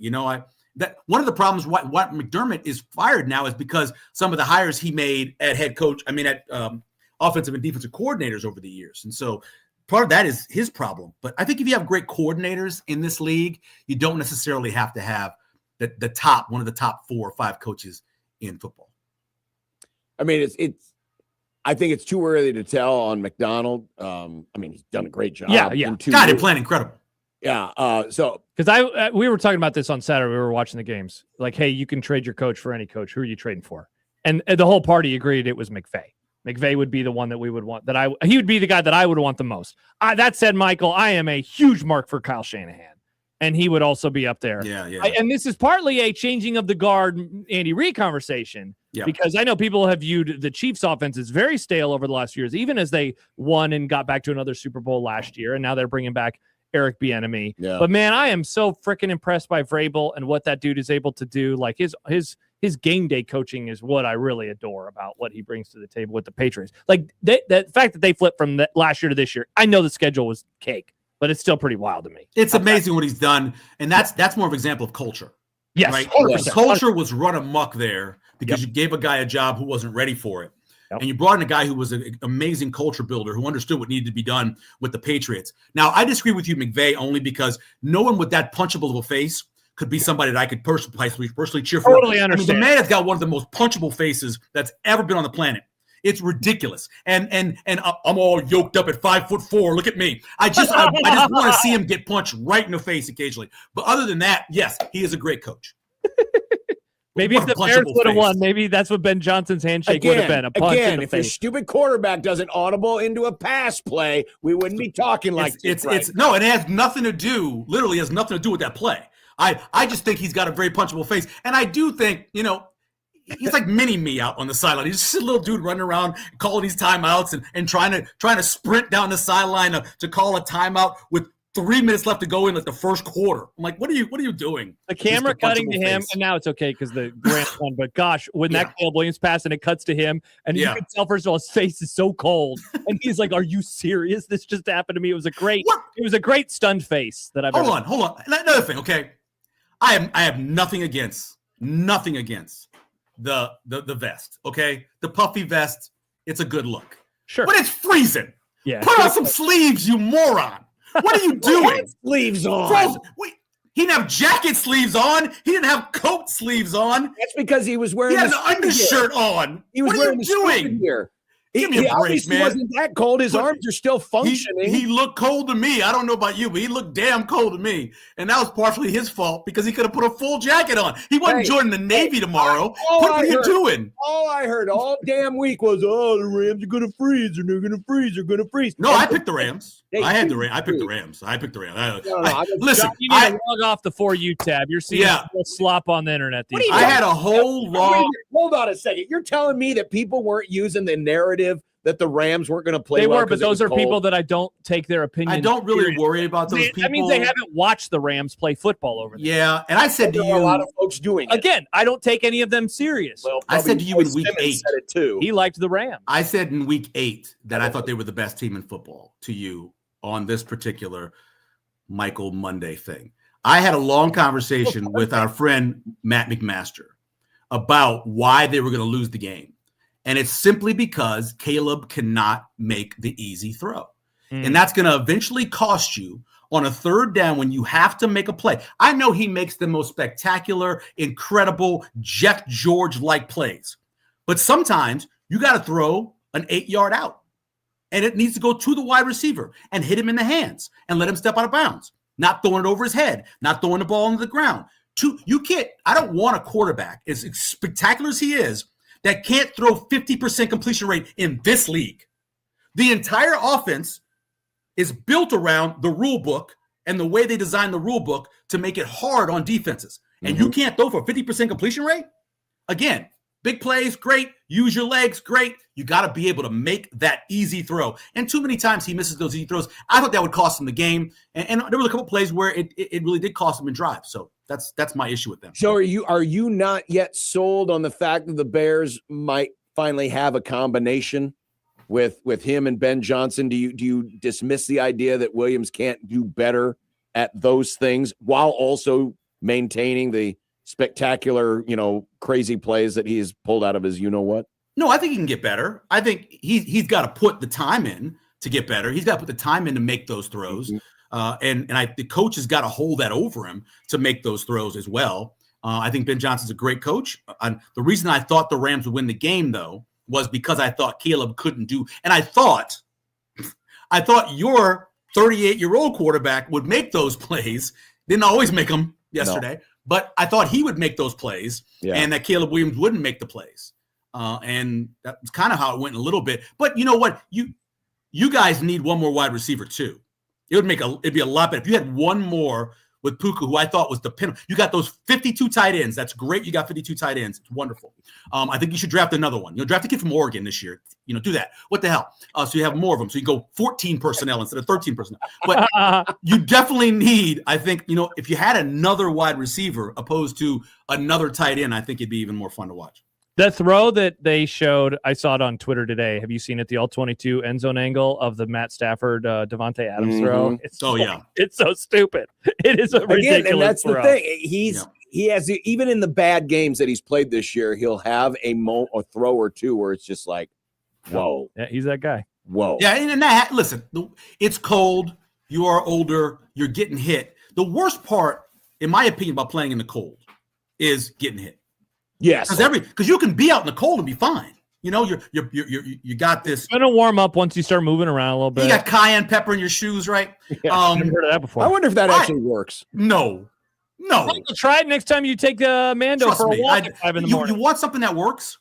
Those little heat warmers. You throw those babies in your shoes. Don't put them under your sock. Don't do that. But throw off a couple of them in your shoes, and it's great. And the cleats are so tight, they're not going to move much. Cayenne pepper, no, that's not true. It could burn you being on your skin for too long, especially when your skin is getting warm. That could be bad. Yeah. But that was a stupid thing. I understand that when you get a little bit older and you're getting banged around like he was, he's going to miss some throws. But in the end, the drive they had to put together, they put together. Michael, famously, let's see, how many years ago was this? 3.5-ish years ago. You were at a sports bar on a Sunday. You had a great jersey on, and you started telling stories. Do we need to get the shirt for you to spill the beans on what happened with Mike Eckler and Matt Rule? Why does Matt Rule hate his guts? It sounds like. I think it's really simple. I really do. My wife is a therapist. I'm not. Right. I'm gonna say that I stayed at a Holiday Inn last night or whatever, and I'm gonna play therapist right now. I think the issue is that you have the ultimate type A personality, right? And you have the type A personality, and not only is he that, but he's also in charge. Yep. And I don't know if you guys have ever been around a real type A personality when they're in charge, right? And then you bring in somebody who is like a type A times 7 personality in Mike Eckler, and they have to coexist, right? And everybody, everywhere I'm sure Matt Rule went, he was asked about Eckler and what they did in the special teams and why everything was going great. And all of that, awesome. And eventually, as a type A personality who was a guy who's always been the overall guy in terms of in charge of his team, I think it probably annoyed him a little bit eventually that he kept hearing this about Mike Eckler. And then when Mike Eckler didn't take the extension, he probably was like, well, screw that dude. What do I need him for? I got these other guys. They're here. They know how to coach the thing. We don't need him. I can't believe he's not going to stay. He told me he was going to stay. He's from here. His wife's from here. Why is he not? I think that's what happened. And then eventually, if you listen to the press conferences as it went along, he referenced if Mike Eckler was to leave twice, even before the bowl game. He mentioned it after the bowl game. He's mentioned those other guys' names. You don't know as many analysts in any part of the team as you do about the special teams. You've heard all the analysts' names, right? You don't even hear that normally. You don't know who the offensive analysts are, right? You know who the special teams are because Matt Rule's been mentioning them. I think it's that simple. I think he's just simply a guy that has to be in complete control. And as much as I'm sure he liked the special teams be better than it was, he got tired of hearing about Mike Eckler and how great he was. So why was it necessary to just basically throw all this shade on him? I get, he doesn't want to be here. You could have easily let it go by, but knowing how popular Eckler was here, given what he did, the amazing turnaround in special teams, which not many people saw coming, why throw shade on the way out the door, even if you feel this way? Well, I think 2 things about this. When have you not known Matt Rule to be brutally honest? He just is. He will tell you he will tell you in front of the microphone, now on the phone with Josh Peterson. Fair. Okay. So he will tell you stuff. And there's times where I know like I told you before, I have friends who are like, why is he talking? Mm-hmm. Stop saying these things. I think 1, he's brutally honest. And 2, I think he wanted to make sure that the fans knew that he did everything and Dannon did everything they could to keep this guy. It wasn't on them. And to make sure they know that even though it looked great for a while, it wasn't great at the end of the season, and they can be better. I think that goes back to being a type A personality again. Mr. Alpha Male, I am got to say that, don't worry, I'm still here. We've got his system. We'll be better than Iowa next year at special teams, despite the fact they scored 40 on you. Is that true? Is that possible? I mean, is it possible that they could keep the analysts, which, by the way, one of them may end up going with him anyway?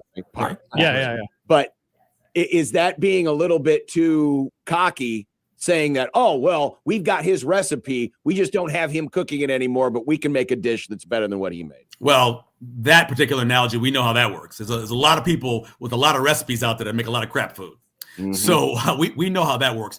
I believe they do understand, though, what it takes now to be good on special teams. You have to make sure you have a great long snapper. You got to make sure that entire battery is set up, and you got the kicker coming back, and you got a new long snapper who's supposedly the best in college football. And in terms of the portal, you got a guy who was a good holder last year. You got a punter who I believe it wasn't his fault that the net punting was where it was. If you look at what they did and what they were trying to do, they were trying to limit punt returns, and that's what they asked him to do. There were a couple times where I thought he really needed to get into one that he didn't. He really didn't do it until the bowl game. He had 2 in the bowl game, I thought, that he really needed to get into them, and he got into them. So I think he can still do it. He's going to get better as he gets used to playing football in his first season ever playing organized football. So I think that everything that's left behind in terms of that part of it is good. Can they continue to put the effort that Mike Eckler put into it to be good in coverage and to be good in block, return? So that's got to be left in. Do I think they can still be good at it? I think so. But, we saw it happen in 2014 where they were good at it. And then it didn't happen again until, this year. 2025. Yeah. Michael, if you're putting together a list of keys for tonight, what are you starting with? What are the things that you're focusing on? Well, the number one number out of all the numbers that still blow my mind is Indiana's plus 31 in turnover margin. Crazy. You just stop for a second. That's Bo Pelini level stuff, 2003. That's incredible. Plus 31. So Miami can't turn the ball over, obviously. They cannot feed into what Indiana does so well. Getting early turnovers, getting the lead, being able to play their game. So that's the first thing. The second thing is they're going to need to force Mendoza to hold the ball a little bit more. I was listening a little bit earlier to you had a gambling guy on, and I know what he talked about, but Mendoza's got one of the quickest releases and throw times in college football. So you got to make sure he holds the ball over 3 seconds because he normally doesn't do that. If you can do that and you get some sacks on him, I think that's a big key for that. And the other one is, can Miami run the ball against Indiana like they've run the ball against everybody, right? Nobody thought that people were going to be able to run the ball against Ohio State, in the Big Ten championship game. There were a lot of people that doubted that Indiana could run the ball against those teams. If Miami could run the balls again, they've both been able to run the ball. Miami's the one that's more important, though. In order for that to work, Miami has to be able to get Fletcher off, get Brown going. They have to be able to run the ball, slow it down. I think you'll know everything that you need to know after the first 2 drives by Miami.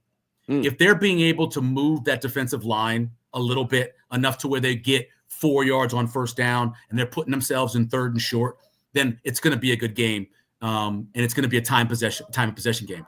I think those things are the biggest keys. I cannot imagine Miami getting blown out. Miami's played against the number 2, 4, 9, and I think 12 teams in terms of the power rankings. Indiana's played a good schedule, but so is Miami, and Miami's beaten those teams. And they played a lot of close games, and they've won those close games for the most part. I can't imagine this not being close. And maybe I'll be completely wrong, but back when it would jump to 9 for a second, I thought that was a great bet. I thought 8.5 was a good bet. I thought 8 was a good bet. Long as it doesn't go to 7, I think those are all good bets. I think that Miami keeps it close. I think Indiana wins it, but I think Miami keeps it close. I'd be surprised if a team with that much talent, with a coach who knows how to keep the games close, doesn't keep it close. We've been preparing ourselves for this for weeks, right? The coronation, pretty much after they beat Oregon on the road. Yeah, is when it really started to build. Where this isn't just a cute story of these guys, riding a easy schedule to a playoff. These guys are actually good. Yeah, and then of course it built after the Ohio State win, and it's like a runaway freight train right now. So it seems like we have been preparing ourselves for all of these narratives to change about teams like Indiana can't win a championship. Teams that don't have all the talent can't win a championship. It's all about the 5 stars and the NFL draft picks and all this. I wonder if we truly are ready if Indiana does win tonight, and let's say they do cover the spread, about how the narratives are going to change. Because Indiana's not going to – what do you think, Mike? Michael, like 5 of these guys are probably going to get drafted this year from Indiana?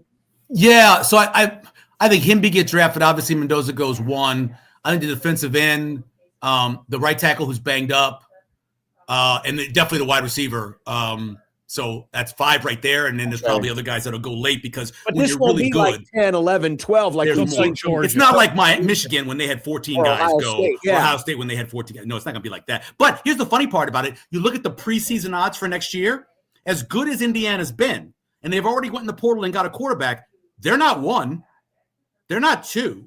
They're not 3. They 5? They're 5. Yeah. So people still don't necessarily completely believe in them. Despite the fact that they beat Ohio State and they beat everybody they've beaten, they still don't. So even with the win now, I don't believe going to the next season that people are going to still believe that they're going to be dominant. That this is a real thing still, even despite everything they've done and going 16-0 the first time since the late 1890s. The crazy part to me, because I've always been a believer in the blue chip ratio stuff, which Bud Elliott does for CBS Sports. I think I read in a story today. Obviously, they're not anywhere even near the 50% threshold. No. I think it's 9 4-stars on the roster. Yeah. You know? And those are, of course, high school rankings. So, like, that's old stuff, but it's like, that's crazy. Like, we've never seen a team win it with like 48%, let alone. No, Clemson is the closest. The first title they won, I remember the talk was that they had fewer 5-stars on that team than any of the other championship teams that had happened. So that first Clemson team, I think, may have had like an average draft class or something like, or ratings of like 15 or 16. They were 52%, which is the 52%. lowest since at least 2011. Okay. That is the lowest. Yeah, because I remember that they were talking about how when you looked at their recruiting classes, the 4-year recruiting class number, it was one of the lowest to win a national championship. And it was one reason why people were betting against them in that national championship game was because of how low that percentage was in terms of having good classes. Yeah, for sure. Yeah, but I hope it's a great game. I was kind of let down by this weekend of the NFL games. It wasn't that really. We had 2 good games. Don't get me wrong. We had 2 good games, in my opinion, right? But still, there wasn't stinkers. Yeah, and 2 real stinkers. And it's not anybody's fault other than TV. If TV flips it and your stinker's the early game on Saturday, you're fine because your night game is the good game. I think that messed it up for me. I don't know. I remember thinking to myself, I'm going to sleep. What am I watching this for? I felt the same way last night, right? I mean, not last night. Yeah, last night, the Seattle game. Yeah, I felt the same way whenever that played. Saturday. I wish that they would have flipped that, and now I felt a little bit better about the weekend. But do what you got to do. Prime best game late. Prime time severe. That's what we call him. But don't you too? Isn't that natural though? You want to have the biggest number, so you should have the best game. Well, yeah, I was stunned. I because I'm a dork who predicts these types of things. When we were getting near the end of the first round, I thought we would have NFC West that game first, and I thought it was going to be Broncos Bills on Saturday night. I was surprised. Yeah, that makes so much sense. Prime time, yeah, really. And it's a West Coast team in Denver.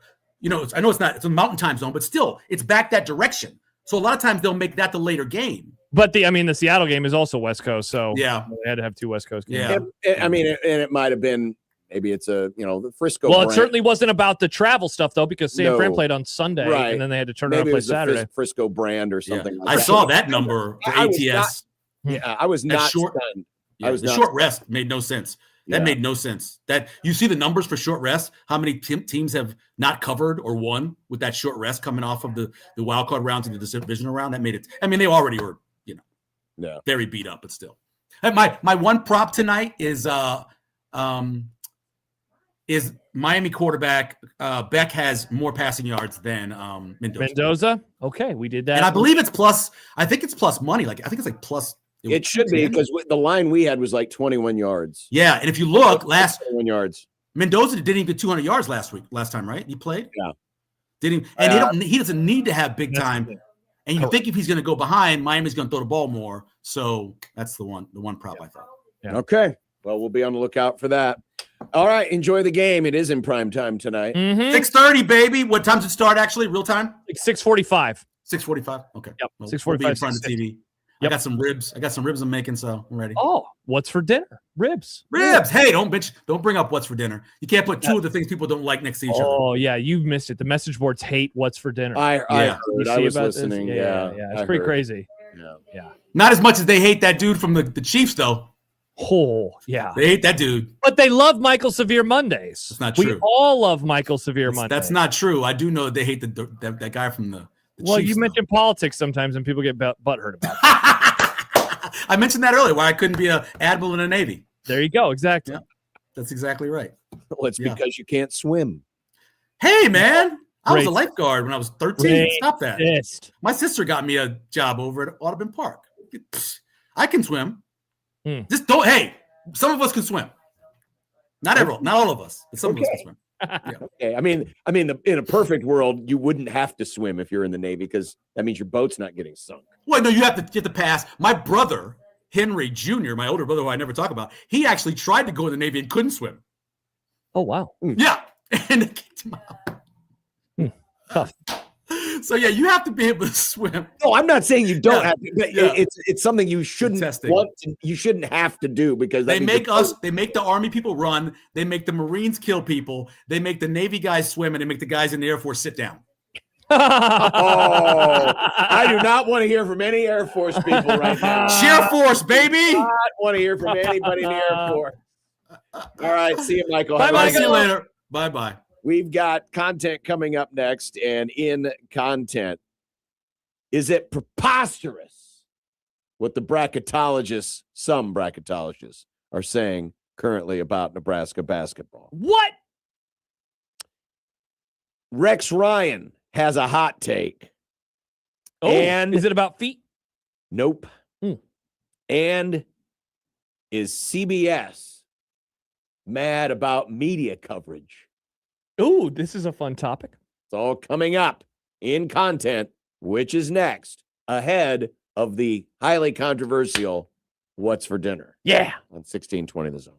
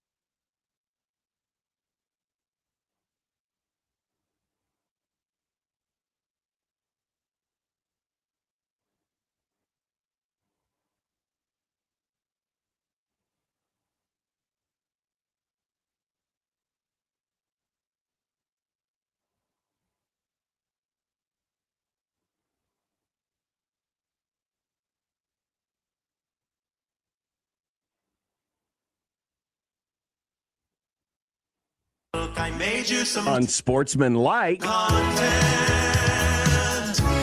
Unsportsmanlike content. Unsportsmanlike content. Content that's unsportsmanlike. Hey, real quick, what do you think about this comment from Rules, who's been all sorts of triggered lately? Yeah, says that basically the media is, in cahoots with Rule, blah, blah, blah. But writes, only Schaefer is honest and Peterson sometimes. I take that as an insult, sir. Only sometimes insult. A sometimes insult. Yeah, come on. Only sometimes honest? Like, I'm pretty honest all the time. Nebraska's mid as hell. Running back decision is stupid. And the quarterback's a turnover machine. Would an honest person tell somebody else's story? Yes, actually, I think because we tell stories. But it wasn't yours to tell. I guess so. Maybe that makes me dishonest. Nick, what's the content? What's for content? What's the content? Friend of the Grum, Mike DeCourcy, said on BTN this weekend that it's, quote, preposterous that Nebraska isn't listed as a number 1 seed in many bracket projections and that the bracketologists are using their past against them. Is he right? I love it. We already have bracketologist on bracketologist crime happening. Usually this doesn't happen for a few more weeks. Yeah, I mean, we're only in the middle of January, kids. We still have a couple months to go before March Madness. That's true. I mean, I would expect that there are probably some folks who, similar to what we were just talking about with Indiana. It's just this whole, can you really believe this team? Because we do a lot of window shopping. Absolutely. So absolutely. Absolutely. That there may be people who look at the name and say, oh, but they really can't be a number 1 seed, can they? Now, remember, these are only the predictors. The actual people who make the decisions in the committee room will have a very different approach. And I'm sure Nebraska will be seated fairly wherever they end up in that process. So I guess at this point, I mean, you can't go after the refs because you're blowing everybody out. You're not stressing about anything. So I guess if you need to come up with an enemy, something to fight. Bruce Rasmussen? No, he's not on the committee. But he was. But he's not. Why do you want to fight Bruce Rasmussen? John, he's an old man. No. I'm talking about the bracketologist. Oh, Tim Kruger? If you need someone to go after because you're just not used to a Nebraska ball season with little angst, I guess the bracketologist would be an easy target. Sad Husker fan. Seated fairly. Ha! People already triggered about Nebraska's seeding. What do you mean? They're only number 1. Nice. Well, that happened last year with South Carolina. No, I'm in agreement with you. I definitely think there's window shopping because there always is. Sure. And I think Indiana is a great example of that. Also, the predictions for bracketology, correct me if I'm wrong, most of them are gamifying the rest of the year. So they're not doing it as of today. They're playing out the rest of the year, and they're like, Nebraska won't go undefeated. They'll probably lose a few games. Like Bart has them going 27-4. Well, some do. I mean, some do it as of today. That crap's sure. stupid. You got to predict it at the end of the year, right? That's how I roll. What a fun job to have. Just making brackets all day. Well, for most people, Sindelar says, yep, go after Tim. All right, we can go after Tim Kruger for you, Alex.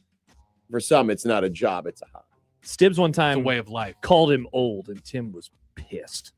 So just call Tim old. CJ Stroud was bad yesterday. A turnover waiting to happen.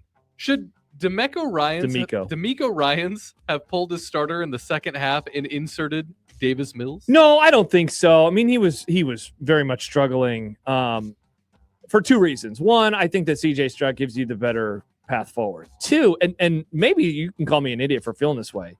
That would be quite the admittance of what your quarterback is. And it would bring out a whole host of other questions, which have already been brought out. And that is, are you sure you want to sign this guy to a large contract extension? He's now made it to the playoffs all 3 years. He's won in the first round all 3 years. And they have looked horrible in the second round in all 3 years. Blown out by the Ravens a couple of years ago. Last year, they were blown out by, who were they blown out by last year? I guess they played okay against the Chiefs.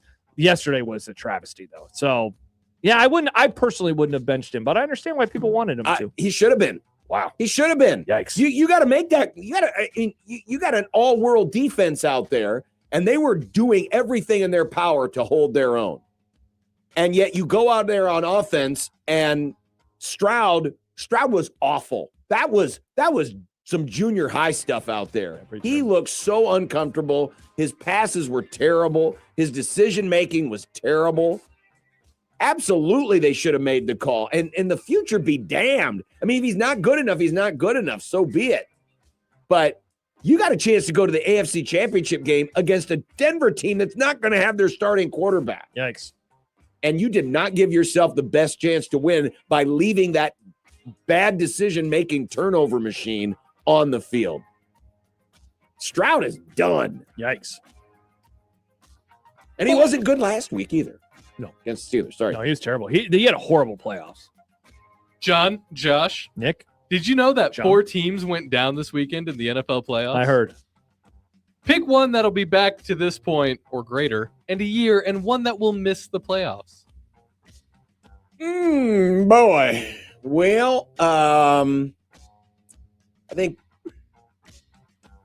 one of the easy answers, because they can't possibly have any worse injury luck, would be San Francisco. I don't know what's going to become of Buffalo. We don't know who they're going to hire as a head coach. I know they have Josh Allen, but how much of an adjustment is that going to be? The Texans still have a great defense, but what are they going to do about quarterback? And the only reason I'm not yet ready to pull the trigger on the Bears is when you consider that the division that they're in. I mean, the Packers are going to still be the Packers. I still think the Lions have something. They got a counted roster. Vikings were like solid win-loss record with a terrible quarterback. And the Vikings had an amazing defense, plus the Bears are going to have a first-place schedule. So I think my answer is the 49ers. To what? To make it back or better? To be the best of the 4 losers this weekend. Who's going to miss? You have to pick one to regress out of the playoffs. Texans. See, the odds would say that the Bears are the best candidate to miss because they are going to have to play a first-place schedule versus a fourth-place schedule. There is going to be regression built in because they were, on defense in particular, built off of turnovers. On the other hand, I am a believer in Ben Johnson, and I do think Caleb Williams can become a really good quarterback. So I think the Texans are actually the answer. I agree with you there. I'll go with the Bills to make it to this point because they always make it to this point.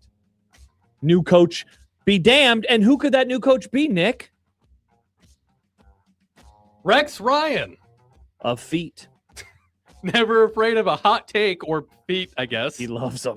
Says the Bills should hire Bill Belichick. Because of the name? How much would you enjoy this just for the takes? Well, I wouldn't, just because John would enjoy it too much. I would. I mean, come on. It would be enjoyable. Yeah, it'd be pretty wild. Belichick's washed, so I think this. See, would be yeah, really that's why funny. I don't want him to do it because I like Josh Allen and I don't want Bill Belichick to be his head coach. Not late stage Bill Belichick. Tom Brady won despite Bill Belichick, so if Josh Allen was let's actually settle. good, Okay, let's settle down. You say some things sometimes that are somewhat smart. That was stupid. It would be very interesting, though. It would be fascinating. And he's coaching in the AFC East, so we play the Pats twice a year. Yep. And they're going to have their new stadium next season, so there'd be that. Yeah, I mean, it'd be fascinating. It'd be crazy to watch. Don't want it, though. would Jordan come with him? Oh, of course Jordan would come with him. Unless he breaks up with her. I haven't heard much from them. Because they had a horrible year. It Yeah. didn't go the way they expected it to. The Chiefs might be looking at a reunion with former OC Eric Bieniemy. Well, they actually are now. It's official. The Chiefs are looking at a reunion with former offensive coordinator Eric Bieniemy. Oh, nice. Good job, Nick. Is it too late to get the band back together? I do wonder about this move. Because was Bieniemy that intricately involved in the first place to begin with? Well, I mean, that was Andy Reid's offense. I know he did a lot of things, but I don't know if this is necessarily the move that's going to get the Chiefs back on track again.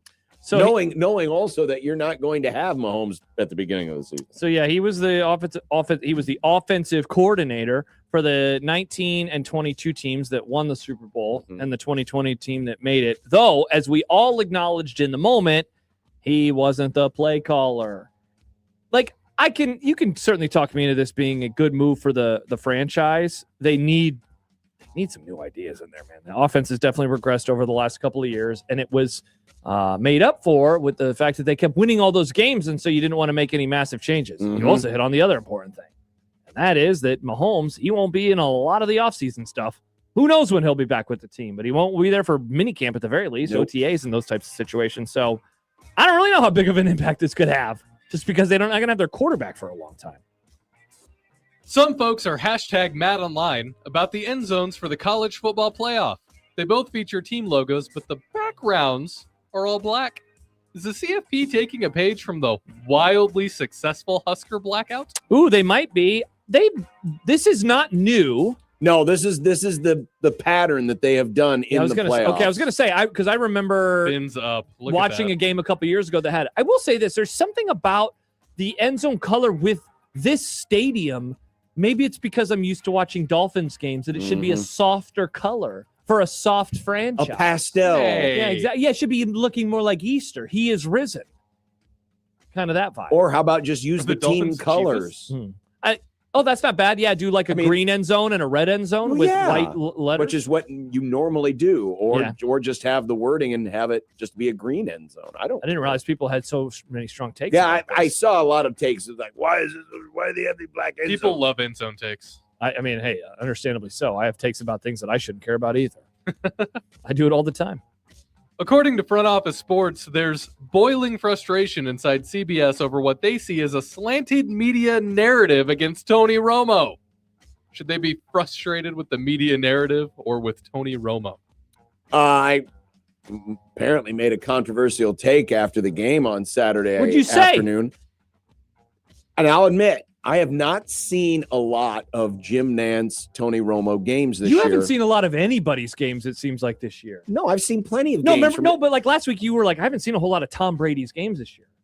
Well, with the sound up, I should say. Because I know you're watching. Had a lot of different games on, but usually the sound is up on one game, and it's Adam Amin calling the Rams. It's usually probably my team's game, or it's the Falcons game, whatever the case may be. Oh, the Alkins? But so I really had a chance Kenny to Albert. sit down and listen to Romo. Yeah. Especially after all of the hullabaloo and the music festival last week. Criticism of last week. How did he do this week?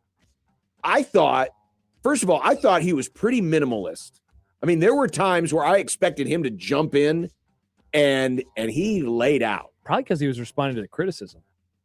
Maybe and then there were times where he would make some observations about, what was the main observation he had about, in the first half, the Bills were playing a lot of zone. And he said, they're going to need to get to man. They're going to need to, amp up the pressure because they have not pressured Bo Nix like they did the last time they faced him last year in the playoffs. Sure enough, Bills amped up the pressure and it changed the course of the game. Denver's offense wasn't nearly as efficient in the second half. There were times where I was like, okay, he seems like he is on his game. I'm not saying he was great or he was my favorite analyst, but he certainly wasn't bad, in my opinion. That's a step up from last week. I honestly didn't hear a whole lot of him. We had the volume down on that game, had the basketball game on the main TV for a while, so I'll take your word for it because he sucked last week. He was terrible. And I'll admit, I didn't see any of that game. He was awful. Really bad. And finally, real quick, what's the spread for tonight's Natty? Well, it's Indiana minus 7.5. Yeah, we already did it in predictions. You're right. I'm Ron Burgundy. Mm-mm. And if you're talking about food, we do what's for dinner. It's true. And maybe the person who wrote this email this morning forgot because it was 6:30. Yeah. Maybe. Yeah. Well, it's a great segment. I guess we'll find out what's for dinner. I can't wait to tell you guys. I can't wait for the message boards to go off on, I don't care, just eat for dinner tonight. He's only sometimes negative. What? Sometimes? Screw you. I'm always negative. Yeah, exactly. We'll be back to wrap up the Grom next on 1620 The Zone.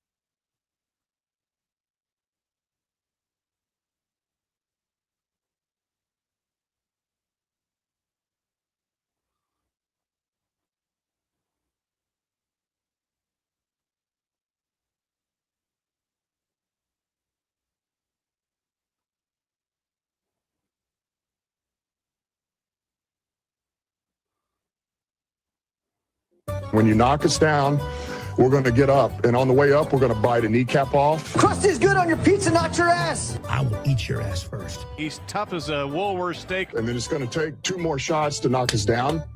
All right. And on the way up, we're going to take your other kneecap. I'm ready to hang them up, gut them, and skin them, and chop them up. You know what? I'm ready. My daughters aren't starving to death. I'll eat my neighbors. And we're going to get up, and then it's going to take 3 shots to get us down. And when we do, we're going to take another hunk out of you.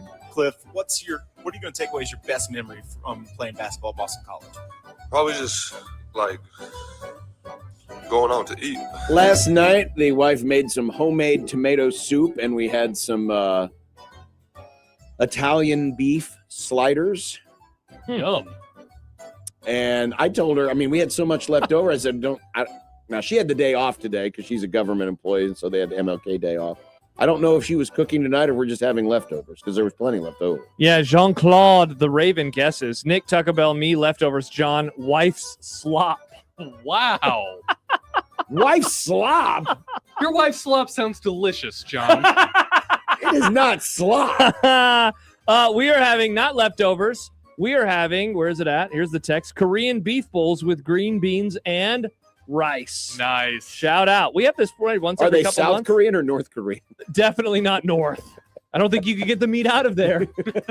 They're just trapped forever. If you do get meat from there, I don't know if I eat it. Yeah, that's true. We have the best cows. Last night I had a big ass steak and some potatoes, the tiny baby potatoes. They're delicious. Fun. What are you having tonight? Wow, bougie Nick. Chicken strips and French fries. Hell yeah, Nick. We like that kind of dinner. By the way, we were talking about the Chicago place earlier, because McMaster was asking if there's any place with Chicago. What was the place that you mentioned? The Wiener Circle? Yeah, that's in Chicago. Yeah. Oh, that's in Chicago. Yeah. Okay, never mind. Because I got a text that said that place is supposed to be like a pretty hardcore Chicago place. I mean, it is. Yeah, you can only drink Malort and eat dogs. Interesting. All right, I read the text wrong. I'll be honest with you. As someone who has followed the Chicago culture for a long time, being a Cubs fan and watching a lot of WGN as a kid, I'd never heard of Malort until the one guy brought it up and we taste tested it on the air. show. Yeah. I'd never heard of it. By the way, Zone, we have you covered to get Supernovas tickets for the Thursday game coming up at 7 o'clock. Listen to Happer and Schaefer in the mornings. And I believe Middays with Matt has UNO hockey tickets. They do. And we're going to be giving out tickets to the men's game tomorrow or Wednesday night. Also, the Creighton men's game. For Wednesday night. Yeah. But we'll give the tickets away tomorrow. And don't forget to join us at the Hope Lodge in next Friday. Already, it's about that time. Oh, it's a week from Friday. You're right. Join the fight against cancer. We'll be there. Tomorrow we'll celebrate Miami's or Indiana's national championship or mourn it. The countdown to 2026 is on tomorrow, Nick. Let's do it, baby. College baseball starts soon. No.